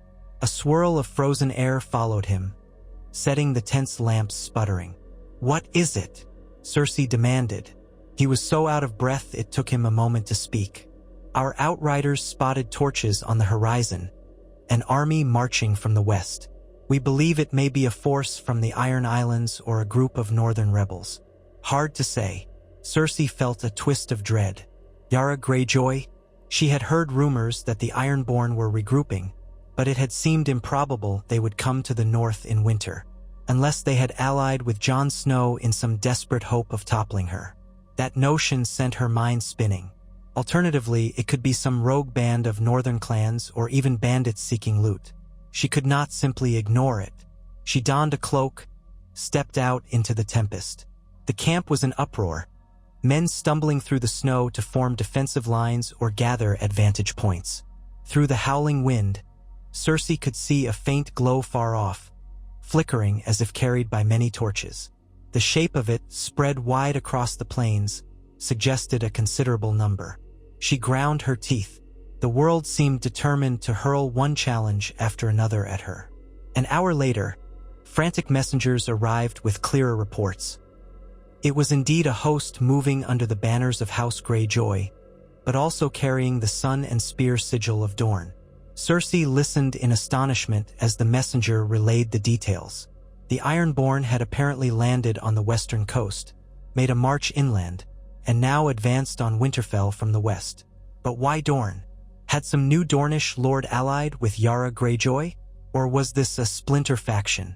She retreated to the war table, Ser Damian and Anders Blackberry at her side. Maps were strewn about, corners held down with stones. She jabbed at the coastline. The Iron Islands are nowhere near the north. They must have sailed around the western reaches, perhaps landing near the Rills or even Bear Island, if the seas allowed it. But Dorne? How could they have come so far north, in winter, unseen? Anders shrugged helplessly. Dorne is fractious, your grace. With the Martells gone, numerous lesser lords vie for power. Some might see advantage in humiliating the Iron Throne. If Yara Greyjoy promised them future independence or plunder, they might have seized the chance. Or perhaps they traveled in separate ships, meeting by chance or design. Cersei felt her anger smolder. She had overlooked Dorne, thinking it too isolated to pose an immediate threat in these icy months. But the Dornish had always taken pride in defying foreign rule. Now it seemed they had joined forces with the Ironborn. She swore under her breath. This new army marched right toward the siege lines, whether to aid Winterfell or simply to carve out a piece of their own destiny. She did not know. In either case, it complicated matters. She summoned her captains. "Prepare to defend the western flank," she ordered. "We cannot allow them to link up with Jon Snow. If the castle defenders sally out to join them, we'll be caught between two armies. We crush the Ironborn and Dornish before that happens." The men dispersed, taking up positions. Catapults were rotated to face west. Archers braced themselves behind hastily raised palisades. The swirling snow made visibility wretched, and the wind swallowed the calls of the officers. Hours crept by. Cersei stood at the center of her lines, heart pounding in the darkness. She thought of her father again, of how he had faced enemies on multiple fronts yet emerged triumphant. She would do the same. Near midnight, the first clash occurred. Through the gusting snowfall, the silhouettes of mounted soldiers appeared. More than a few looked to be riding shaggy northern garrons or stolen horses, and their banners bore the Kraken of House Greyjoy on black cloth. Interspersed were banners of rust red and gold from Dorne, each swirling in the gale. Cersei's archers unleashed a volley, arrows slicing through the air. Screams erupted as men went down, but the newcomers pressed on, raising shields against the onslaught. Cersei felt a fierce satisfaction at the sight of them stumbling in the snow. Let them break upon her lines. Yet the fighting quickly proved more intense than she'd hoped. The Ironborn were known for their ferocity in close combat, and they crashed into the Lannister infantry with savage abandon. Men grappled, swords rang, and the hiss of steel on steel mingled with the roar of the wind. In the flickering torchlight, Cersei could see the distinctive flash of curved Dornish spears among the melee. She sent reinforcements to the front. The lines rocked back and forth, foot by foot. The ground turned to churned slush underfoot, stained red. Her cavalry attempted a flank, but the going was slow in the deep snowdrifts. Yara Greyjoy herself might be among them, though Cersei could not pick her out in the chaos. Then a cry rose from the northern watchfires. Word spread that a sally was emerging from Winterfell's gates. Cersei cursed. Her greatest fear was realized. Sansa and Jon were seizing the moment to strike from within, hoping to sandwich her army between two foes. She whirled to one of her knights. "Hold the western line. I'll see to the threat from Winterfell." She mounted her horse, ignoring the sting of ice against her skin, and galloped through the swirling storm. Around her, torches bobbed in the dark, men shouting orders, horns blaring urgent signals. She arrived at the lines facing the castle, where indeed the massive gates had opened. A force of Stark soldiers, led by the Unsullied, was pouring out, shields locked. At their forefront, she saw a tall woman in plated armor, Brienne of Tarth, no doubt, and another figure with a Mormont bear banner. They advanced steadily, forcing Cersei's beleaguered troops back. For a heartbeat, Cersei considered turning all her forces on the sally and crushing them quickly, but she knew the Ironborn and Dornish to the west would then overrun her flank. She needed a more strategic approach. Ser Damian appeared at her side, his helmet missing, hair plastered to his brow with melting snow. "They're pushing hard, Your Grace. If we commit too many men here, the others will break our western line."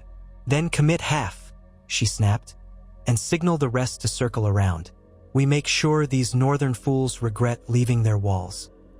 Catch them in a pincer if we can." Ser Damien relayed her orders. Horns sounded, echoing across the frozen expanse. Columns of Lannister soldiers shifted, forming a counterthrust against the oncoming Stark forces. The resulting clash was an eruption of steel and fury in the snowy darkness. Through the gloom, Cersei saw the disciplined ranks of the Unsullied ramming into her lines, their short spears deadly in close quarters. Stark bannermen, wearing thick furs and brandishing swords, filled the gaps, bellowing war cries. Even so, Lannister steel outnumbered them. Inch by inch, Cersei's men began to envelop the sortie, until a new disruption reverberated from the west. The Ironborn had driven a wedge into the Lannister flank, smashing through a lightly defended stretch of palisade. Shouts of triumph and cries of pain mingled. In the swirling chaos, it was impossible to maintain a coherent front. The great risk of siege warfare had manifested. Once an enemy appeared behind you, the carefully laid trap could become your own undoing. Cersei cursed and spurred her horse toward the western skirmish, leaving Ser Damien to manage the Stark sortie. She galloped across a churned expanse of snow, passing lines of men locked in brutal combat. Some recognized her and shouted, "The Queen! Protect the Queen!" But she barely heard them, her focus on the flicker of Ironborn banners in the near distance. She had to rally that flank before the entire siege line collapsed. The scene she rode into was pure carnage. Bodies littered the snow, many wearing the Lannister crimson cloaks, others in the Ironborn's leather garb. A group of Dornish spearmen had formed a wedge, driving deeper into the camp, and from their midst came a lean, dark-haired warrior who fought with a graceful ferocity reminiscent of Oberyn Martell. Cersei felt a pang of revulsion at the memory of Oberyn's duel with the Mountain, another debt of blood that Dorne had never truly forgiven. These spearmen had not forgotten either. A Lannister captain rushed to Cersei's side, panting, "Your Grace, we can't hold them much longer. Their leader, I think it's Yara Greyjoy. She's broken through near the supply tents." "Then we cut her down," Cersei snarled. "Form a shield wall. Drive them back. I want archers raining arrows on them from behind." She pointed to a vantage where the ground rose slightly. Before her orders could fully take effect, a wave of chaos swept across the scene.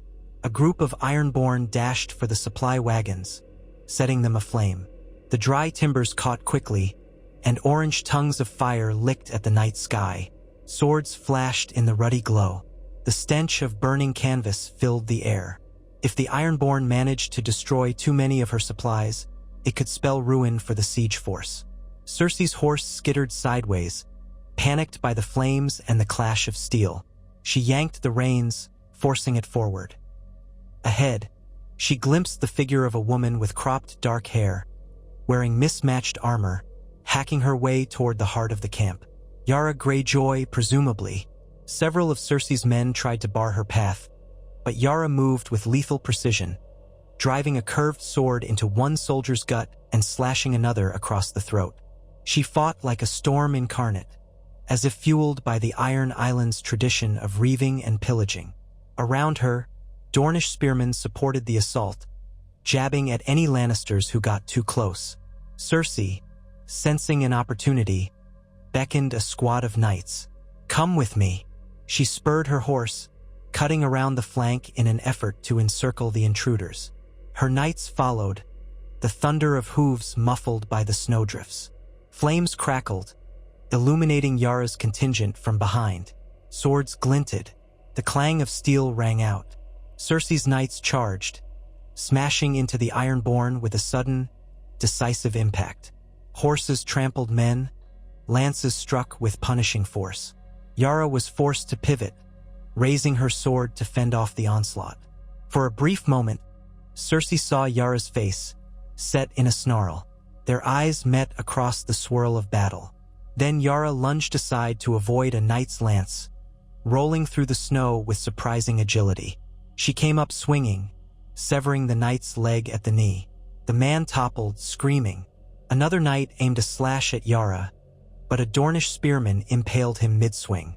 The fight devolved into a savage, Close quarters scrum, the lines dissolving in the frenzy. Cersei circled wide, scanning for an opening. She wore no illusions. She was not a fool who believed herself a knight. She had skill enough to defend herself if cornered, but her strength lay in command, not personal combat. She searched the darkness, trying to ascertain whether the entire flank was lost. The supply tents still burned, but her men appeared to be regrouping. They formed a ring around the marauders, pushing them inward. Yara bellowed defiance, rallying her Ironborn with curses and roars.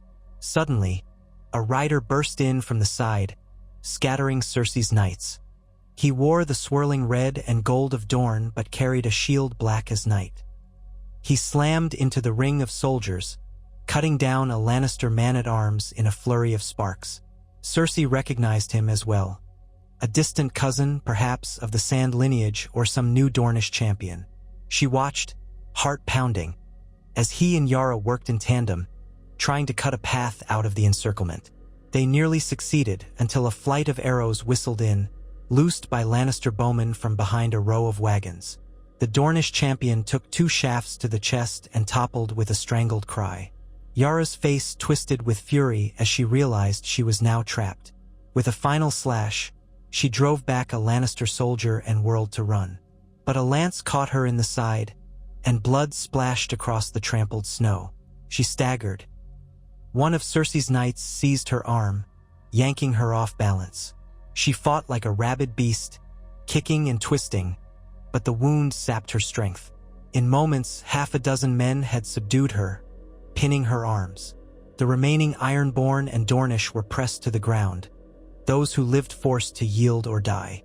Cersei urged her horse closer, halting a few paces from where Yara struggled. The reek of smoke and blood hung heavy in the air. Yara glared at her, teeth bared, her torso slick with gore from the lance wound. Yet she refused to cry out, even as a knight jerked her hair, forcing her head back. Cersei surveyed the battered scene. Dozens of bodies lay scattered. Lannister, Ironborn, Dornish. The flames still licked at the edges of the supply tents. The storm raged, flinging icy shards of snow. All the while, the clash continued in the distance, as parts of the siege line still contended with the sally from Winterfell. She had no time for mercy or lengthy conversation. She leaned forward in the saddle, addressing Yara. "Stupid girl, you came all this way to die in a land of ice. For what? To play savior? To avenge your fool of an uncle?" Yara spat in the snow, chest heaving. "To be free," she rasped, voice ragged with pain. "From tyrants like you, from letting the world burn." Cersei laughed without mirth, her breath ghosting white. "The world burns whether you wish it or not. You were a fool to come here." She paused, a savage sense of satisfaction flooding her veins. "Take her prisoner. We'll see if the Iron Islands still wish to defy me once they learn their leader is my captive." Yara cursed and struggled, but the men bound her hands. Cersei turned away, hollering orders for the fires to be put out and the wounded tended. A wedge of Lannister soldiers hurried to secure the area, stamping out embers with snow. Others began taking prisoners. The Dornish among them fared little better than the Ironborn. They had no time to regroup or flee. The weather, combined with the Lannister encirclement, had left them at the Queen's mercy. By the time the western flank was stabilized, dawn was creeping into the sky, pale and merciless. Cersei, exhausted, rode to the lines facing Winterfell. She discovered that the northern sortie had withdrawn, likely once they realized Yara's reinforcements would not break the siege. Bodies littered the field there as well. The battered gates of Winterfell had slammed shut, sealing the defenders once more behind the walls. Ser Damien's men carried the wounded back to the tents. In the bleak morning light, Cersei dismounted near a gathering of officers. Ser Damien greeted her, helmet under his arm, fresh blood spattered across his cheek. "They retreated inside, Your Grace. We inflicted heavy losses on them, but..." His gaze flicked uneasily at the carnage around them. "We paid for it." Cersei only nodded. Exhaustion tugged at every limb. She surveyed the aftermath. Scores of Lannister dead lay in the trampled snow, a vivid testament to how fiercely the North fought. Yet the castle gates were closed. Sansa and Jon had not broken the siege. Yara Greyjoy's gamble had failed. If anything, the attempt to relieve Winterfell had cost the defenders a chance to coordinate. Now, with Yara captured, the Ironborn had lost a vital leader. She forced the numbness from her mind. Even a partial victory was a victory. She had made it through the night with the siege lines still intact. The question lingered, though, how many more nights like this could they endure? Each clash eroded her army's numbers and morale. Winter stood on the side of her enemies, chilling southern bones and warping the best-laid plans. Retreating to her pavilion, Cersei took a moment to gather herself. A cold lamp glowed in one corner, and she wrapped a fur around her shoulders as she sank onto a stool. Outside, she could hear the moans of wounded men, the shouts of officers trying to reorganize. She felt an urge to close her eyes, to let the world fade for a moment. But she could not afford weakness. Guards dragged Yara Greyjoy into the pavilion, still bound, her wound crudely bandaged. She'd been stripped of most of her armor, left in a ragged tunic and breeches crusted with blood. She glared at Cersei with unbridled hatred, her breath hitching in sharp gasps. Cersei leaned forward. "Why ally with Dorne? Why come here?" Yara grunted. "Because if there's any hope of making the world right, it's in toppling your vile crown. The Dornish have reasons enough to hate you. We had reasons enough. Jon Snow, Sansa Stark, they could have forged a better realm. Ended the madness." Cersei's laugh was edged with cruelty. "You speak as though the realm wants saving. In truth, it only wants strength. That is something I have, and your precious Starks do not. You see how easily you've been taken. I see only that you're no better than the monsters you claim to have replaced." Yara shot back. "We followed Daenerys once because she offered freedom. You burned her to cinders." Cersei's eyes narrowed. "She died because she was weak enough to be caught by me. Spare me the moralizing. I'll see you put to better use soon enough." She gestured to the guards. "Remove her. Find her a cage. Let her consider her choices." Yara struggled as they hauled her away, blood spotting the floor. Cersei sat in silence for a long moment afterward, fighting an inexplicable pang of, not pity, certainly, but a sense of recognition. Yara had come with passion and hope, illusions Cersei had lost long ago. She reminded Cersei of a younger, more reckless self, fiery and unyielding. But illusions had no place in this war. That day passed in a haze of regrouping. Cersei's men built pyres for the dead, taking care not to let the rancid stench of rot settle in the already disease-prone camp. They repitched collapsed tents and salvaged what supplies remained from the partial fire.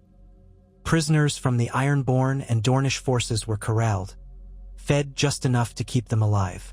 Cersei authorized persuasive questioning to determine if more reinforcements were on the way. Some men insisted more Dornish might be coming, but their words were uncertain, possibly bait. She weighed the information carefully, deciding she had no choice but to remain vigilant. As the cold deepened, so did the desperation within Winterfell. At night, standing on the edge of her lines, Cersei sometimes thought she heard distant cries echoing from the castle. Fights over rations, perhaps, or the wailing of the injured. But she had no illusions they were close to surrender. Jon Snow and Sansa Stark would hold out until the last crumb if they believed rescue might yet come. In the quiet gloom of her pavilion one evening, she read over letters from King's Landing. Her regent, Lord Baywater, reported minor unrest in the city, occasional riots over bread prices, but nothing that threatened the throne. He assured her that the city remained under firm control, thanks in no small part to Ser Gregor's looming presence.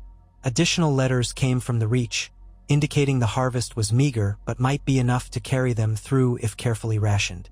She exhaled, setting the missives aside. At least no immediate rebellion festered in the south. The true fight was here.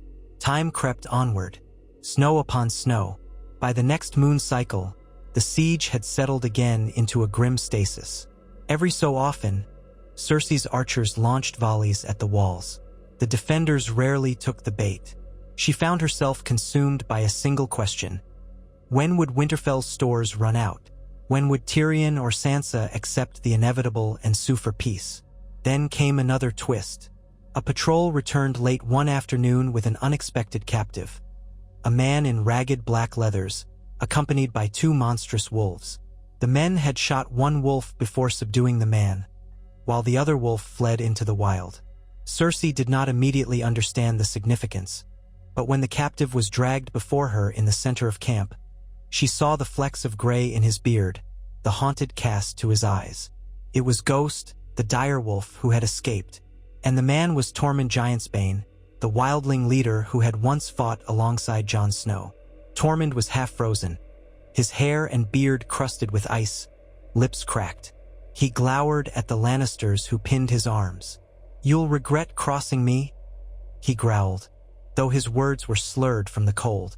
Cersei stood over him, curiosity piqued. "What were you doing out here?" Tormund spat blood. "I've come to fight for the North. That's all you need to know." She sized him up. The reports of wildlings fighting for Jon Snow had circulated for some time. Now, here was their notorious leader, caught in a patch of icy ground beyond Winterfell. "How many of your people roam these lands?" He sneered. "Enough. More than you'll handle if you linger here." She smiled thinly. "I've handled worse than you. Tell me what Jon Snow plots. Tell me how you plan to break the siege." Tormund bared his teeth. "Break the siege? By doing what wildlings do best. Picking off your men, a few at a time, until the watchers on the walls see your camp crumble. The North doesn't want you here, and the North remembers." She motioned for the guards to drag him to his feet. "We'll see how you sing after a night in chains without a fire. Perhaps in the morning, you'll be more forthcoming." Tormund struggled, but he was half dead from exposure. The guards hauled him away. Cersei watched, her mind churning. The fact that wildling raiders lurked about was no surprise, but the capture of their leader might sow confusion in their ranks. She might use him as bait, or glean valuable intelligence about Jon Snow's next move. Yet the wildlings were not the only concern. Yara Greyjoy festered in the makeshift stockade, still defiant. Dornish prisoners muttered about vengeance. And inside Winterfell, Sansa and Jon had to be reaching the end of their endurance. A lesser foe might have capitulated, but she knew too well the Starks' obstinacy. In the following days, Cersei ordered renewed pressure on the walls, regular bombardments by catapult, and a ring of archers to harass any movement on the battlements. She planned to starve them of sleep, forcing watch rotations so constant that fatigue would break the defenders. If they risked a second sally, she would be ready. If they tried to hunker down, they would wither. The wildlings might attempt small raids, but with Tormund captured, their coordination might falter. Her plan showed hints of success. Reports from scouts indicated that fewer men were visible on Winterfell's ramparts, and occasional glimpses through arrow slits revealed a bleak courtyard within.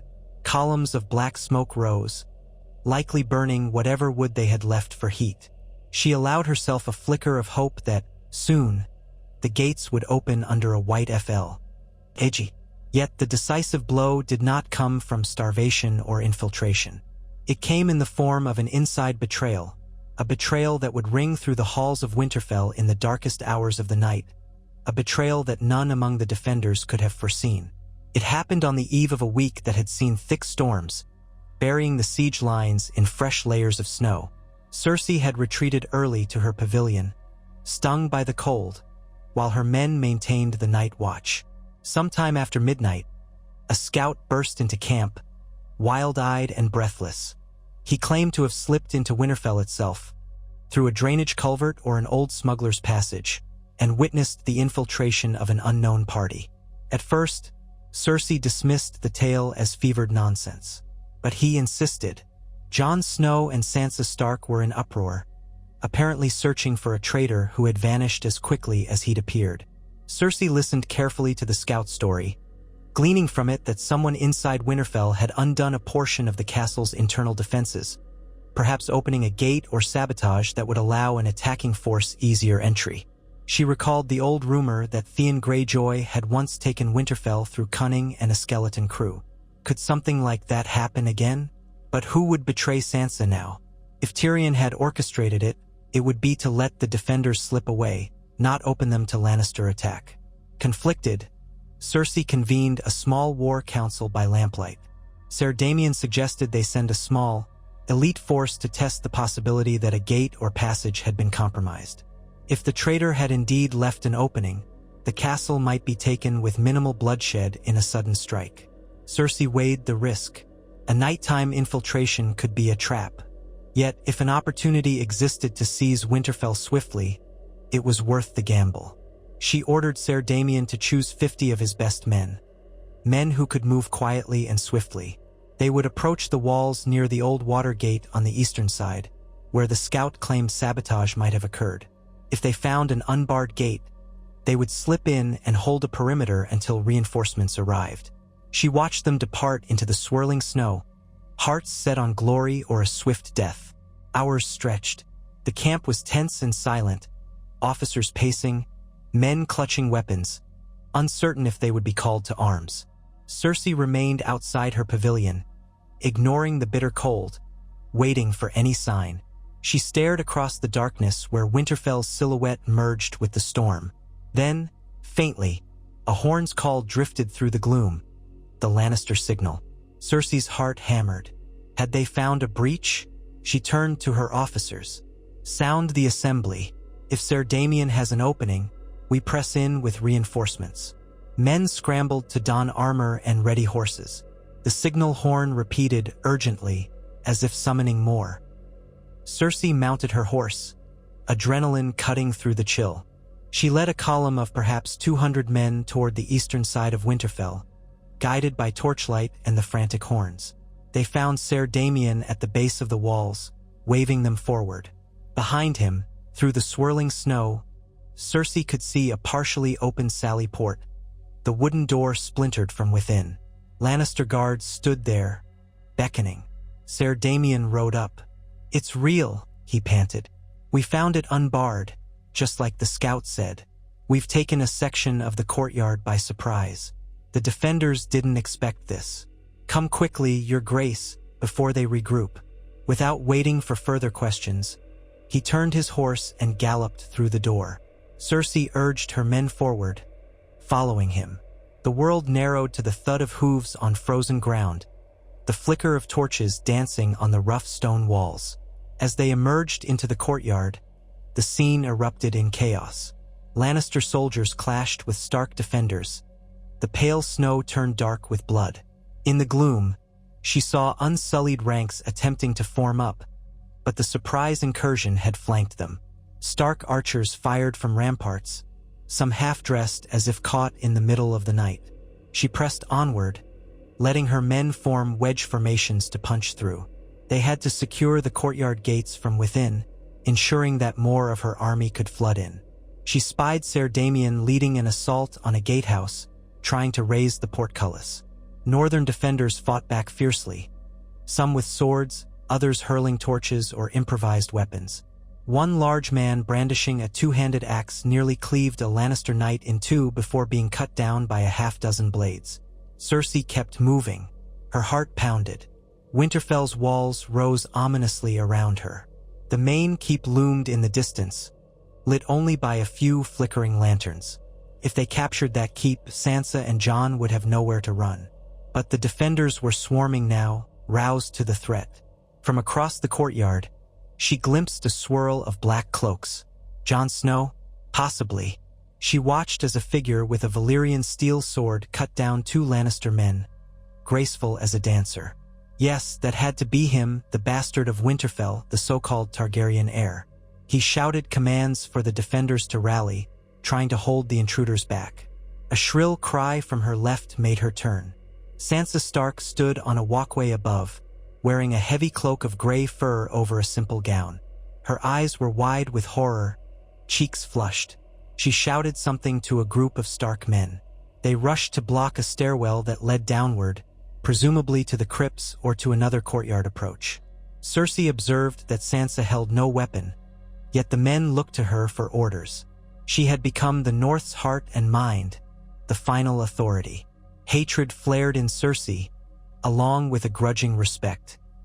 The girl she had once dismissed was now a formidable lady in her own right. Cersei spurred her horse in that direction, though the courtyard was a tangle of fighting men. Suddenly, a roar split the night. The gates leading to the outer yard groaned open. Ser Damian had succeeded. More Lannister soldiers flooded in, overwhelming the defenders. The ring around Jon Snow's position tightened. An unsullied captain tried to rally his men, but the press of sheer numbers drove them back toward the inner keep. The ring of steel and the screams of the wounded blended into a storm of noise. Smoke from torches stung Cersei's eyes. A figure burst out from a side passage, face smeared with soot, hair a silver-blonde tangle. Tyrion. Cersei's heart lurched at the sight of her brother. He held a dagger, scanning the chaos with frantic eyes. For a moment, he locked gazes with Cersei.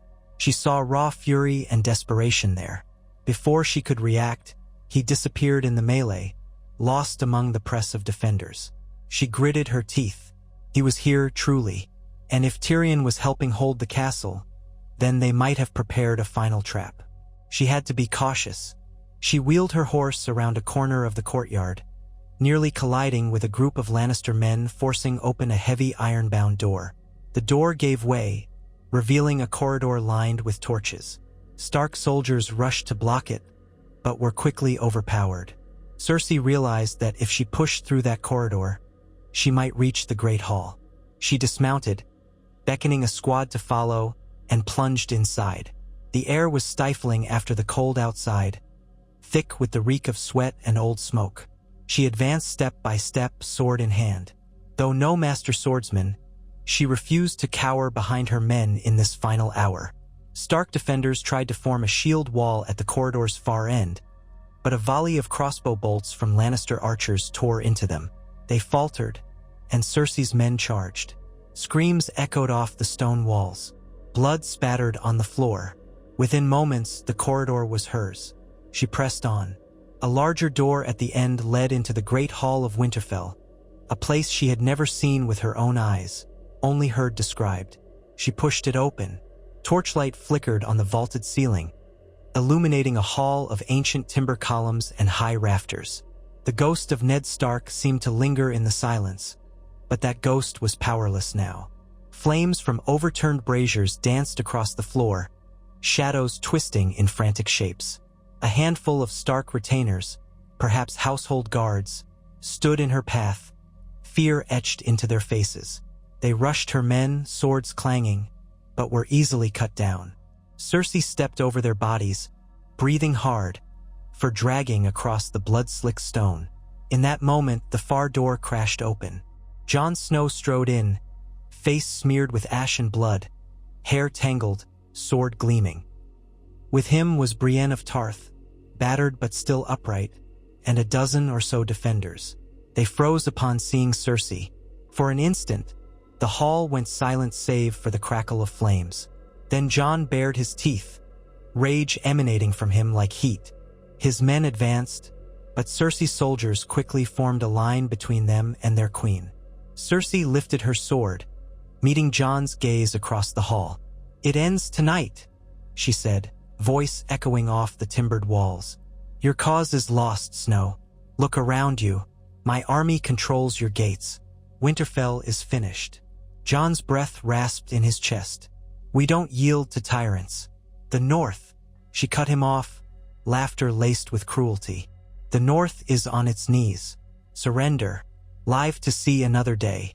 Fight, and I'll see this hall piled with your dead." Brienne shifted, holding her sword in a guard stance, her blue eyes darting for an opening.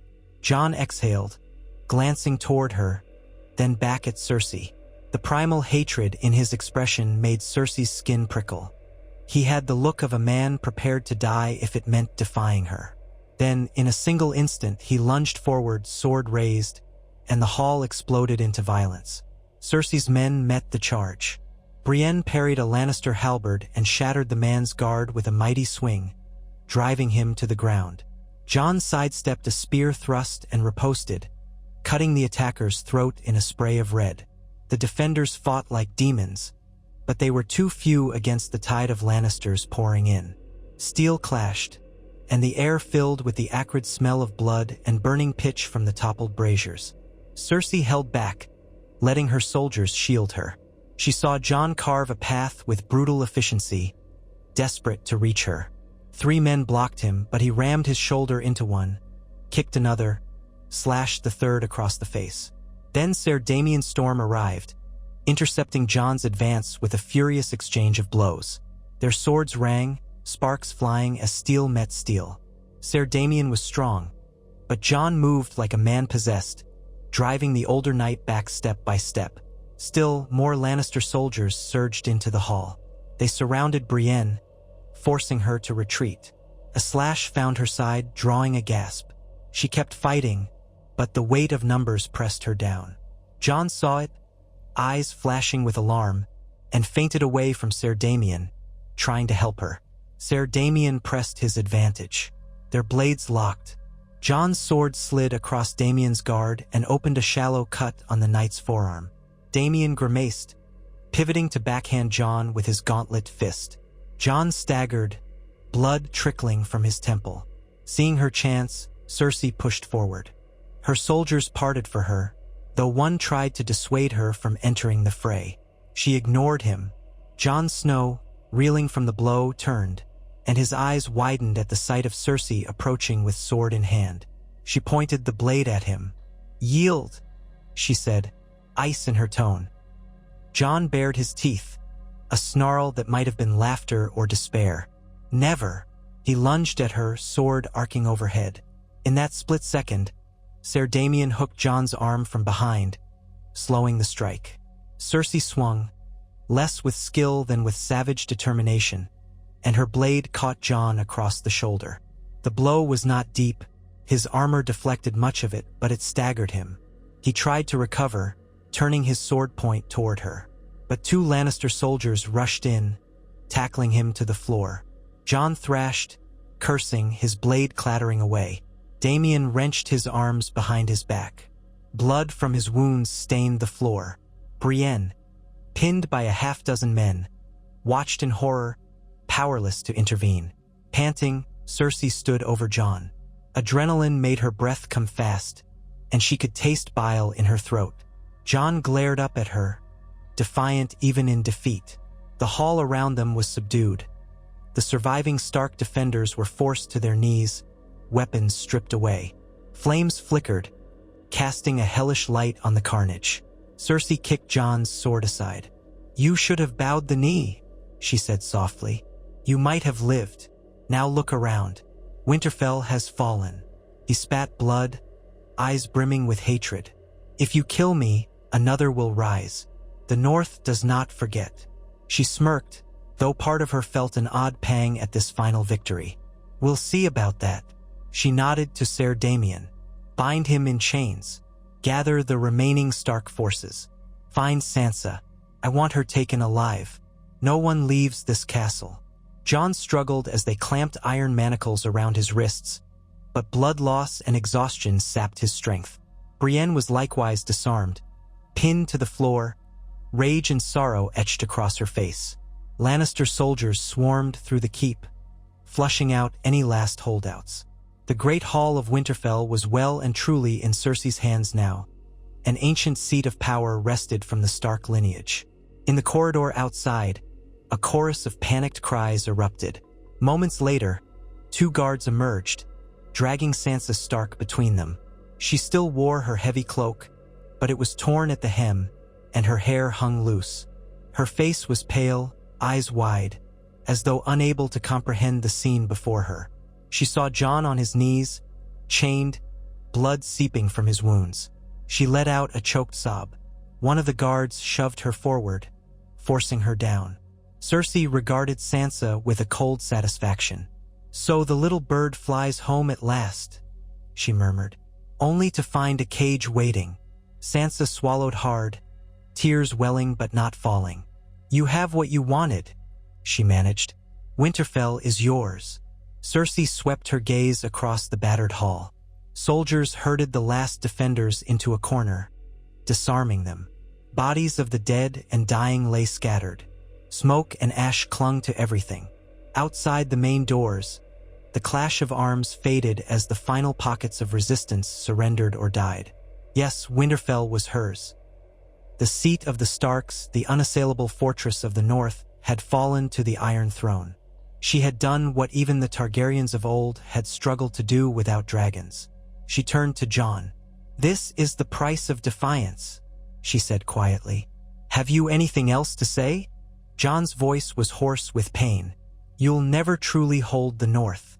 You can kill us all, but this land will never be yours." Cersei raised an eyebrow. "I've heard that line before. It never stopped me from taking what I want." She signaled for the guards to haul Jon and Sansa to their feet, to strip them of anything valuable. Their final stand was ended. She had triumphed. The Great Hall, like the entire realm, belonged to her now. Around them, Lannister banners would soon be hung, the lion supplanting the direwolf at last. In the aftermath, a hush fell over Winterfell. The fires were quelled, the dead carted away to be burned. A new order took shape. Cersei established her command in the Lord Solar, once belonging to Ned Stark, then to Sansa, and a string of others over the years. Now it was hers, with scarlet drapes and the heavy bootsteps of Lannister guards replacing the tapestries of howling wolves. In the dungeons below, Jon Snow, Sansa Stark, Tyrion Lannister, Brienne of Tarth, and a handful of other notable captives languished in chains. Some of Jon's loyalists had fled into the wild, but it mattered little. Winterfell itself was the North's heart, and she held it in an iron grip. Word would soon spread throughout the realm that the last major bastion of resistance to the Iron Throne had collapsed. She thought of the prophecy that had once plagued her, the images of younger queens and the corpses of her children. Daenerys was gone, Myrcella and Tommen were gone, and now even Sansa Stark lay defeated. She had outlasted them all, paying a price in blood and sorrow. Yet she stood victorious. The crown was hers, the realm hers. In that moment, gazing from the battlements of Winterfell at the swirling snows, she felt a dark fulfillment. She had become the queen she had always dreamed of being. Unchallenged and unyielding, the embodiment of power. But the North's winds, cold and relentless, whispered over the battlements. They carried the memory of old kings, old gods, and old grudges. She might have claimed Winterfell, but holding it would be another matter. Still, she would do so by any means necessary. The Game of Thrones had led her here, to a fortress older than House Lannister's own seat. In the courtyard below, her soldiers lit torches and raised her banner, the golden lion flapping against the gray sky. Cersei exhaled, a plume of steam escaping her lips. Perhaps the North would resist her reign forever, but it no longer mattered. She had the throne, the final victory that everyone deemed impossible. She had toppled the Targaryen line and crushed the Stark resurgence. All of Westeros lay, if not willingly, then forcibly beneath her rule. That knowledge lent her a sort of grim peace. She would return to King's Landing in triumph, parading her captives through the streets as proof that no power in the land could stand against her. Let the histories remember this day as the moment the lion devoured the wolf. She was queen. She had won. And though winter gnawed at the edges of her triumph, she would endure, for the lion does not yield to the cold or to the whispering ghosts of old gods. In the dungeon cells, Sansa Stark huddled in the darkness, clutching a shiver that was as much despair as cold. Beside her, Jon Snow stared at the floor, his wounds bandaged but his spirit unbroken. A few steps away, Tyrion Lannister sat in silence, eyes closed, bitterness etched into every line of his face. They were the remnants of a dream, of a realm freed from tyranny, of a better future forged by unity and hope. And now that dream lay locked behind iron bars, overshadowed by the triumphant roar of the Lannister queen. Cersei felt no pity for them. She had sacrificed everything for this moment. She had become the game's final victor. The realm would bow or it would bleed. And under the dull sky of the north, with Winterfell's gates battered open by her soldiers, it was clear that Westeros, for better or worse, now belonged to her.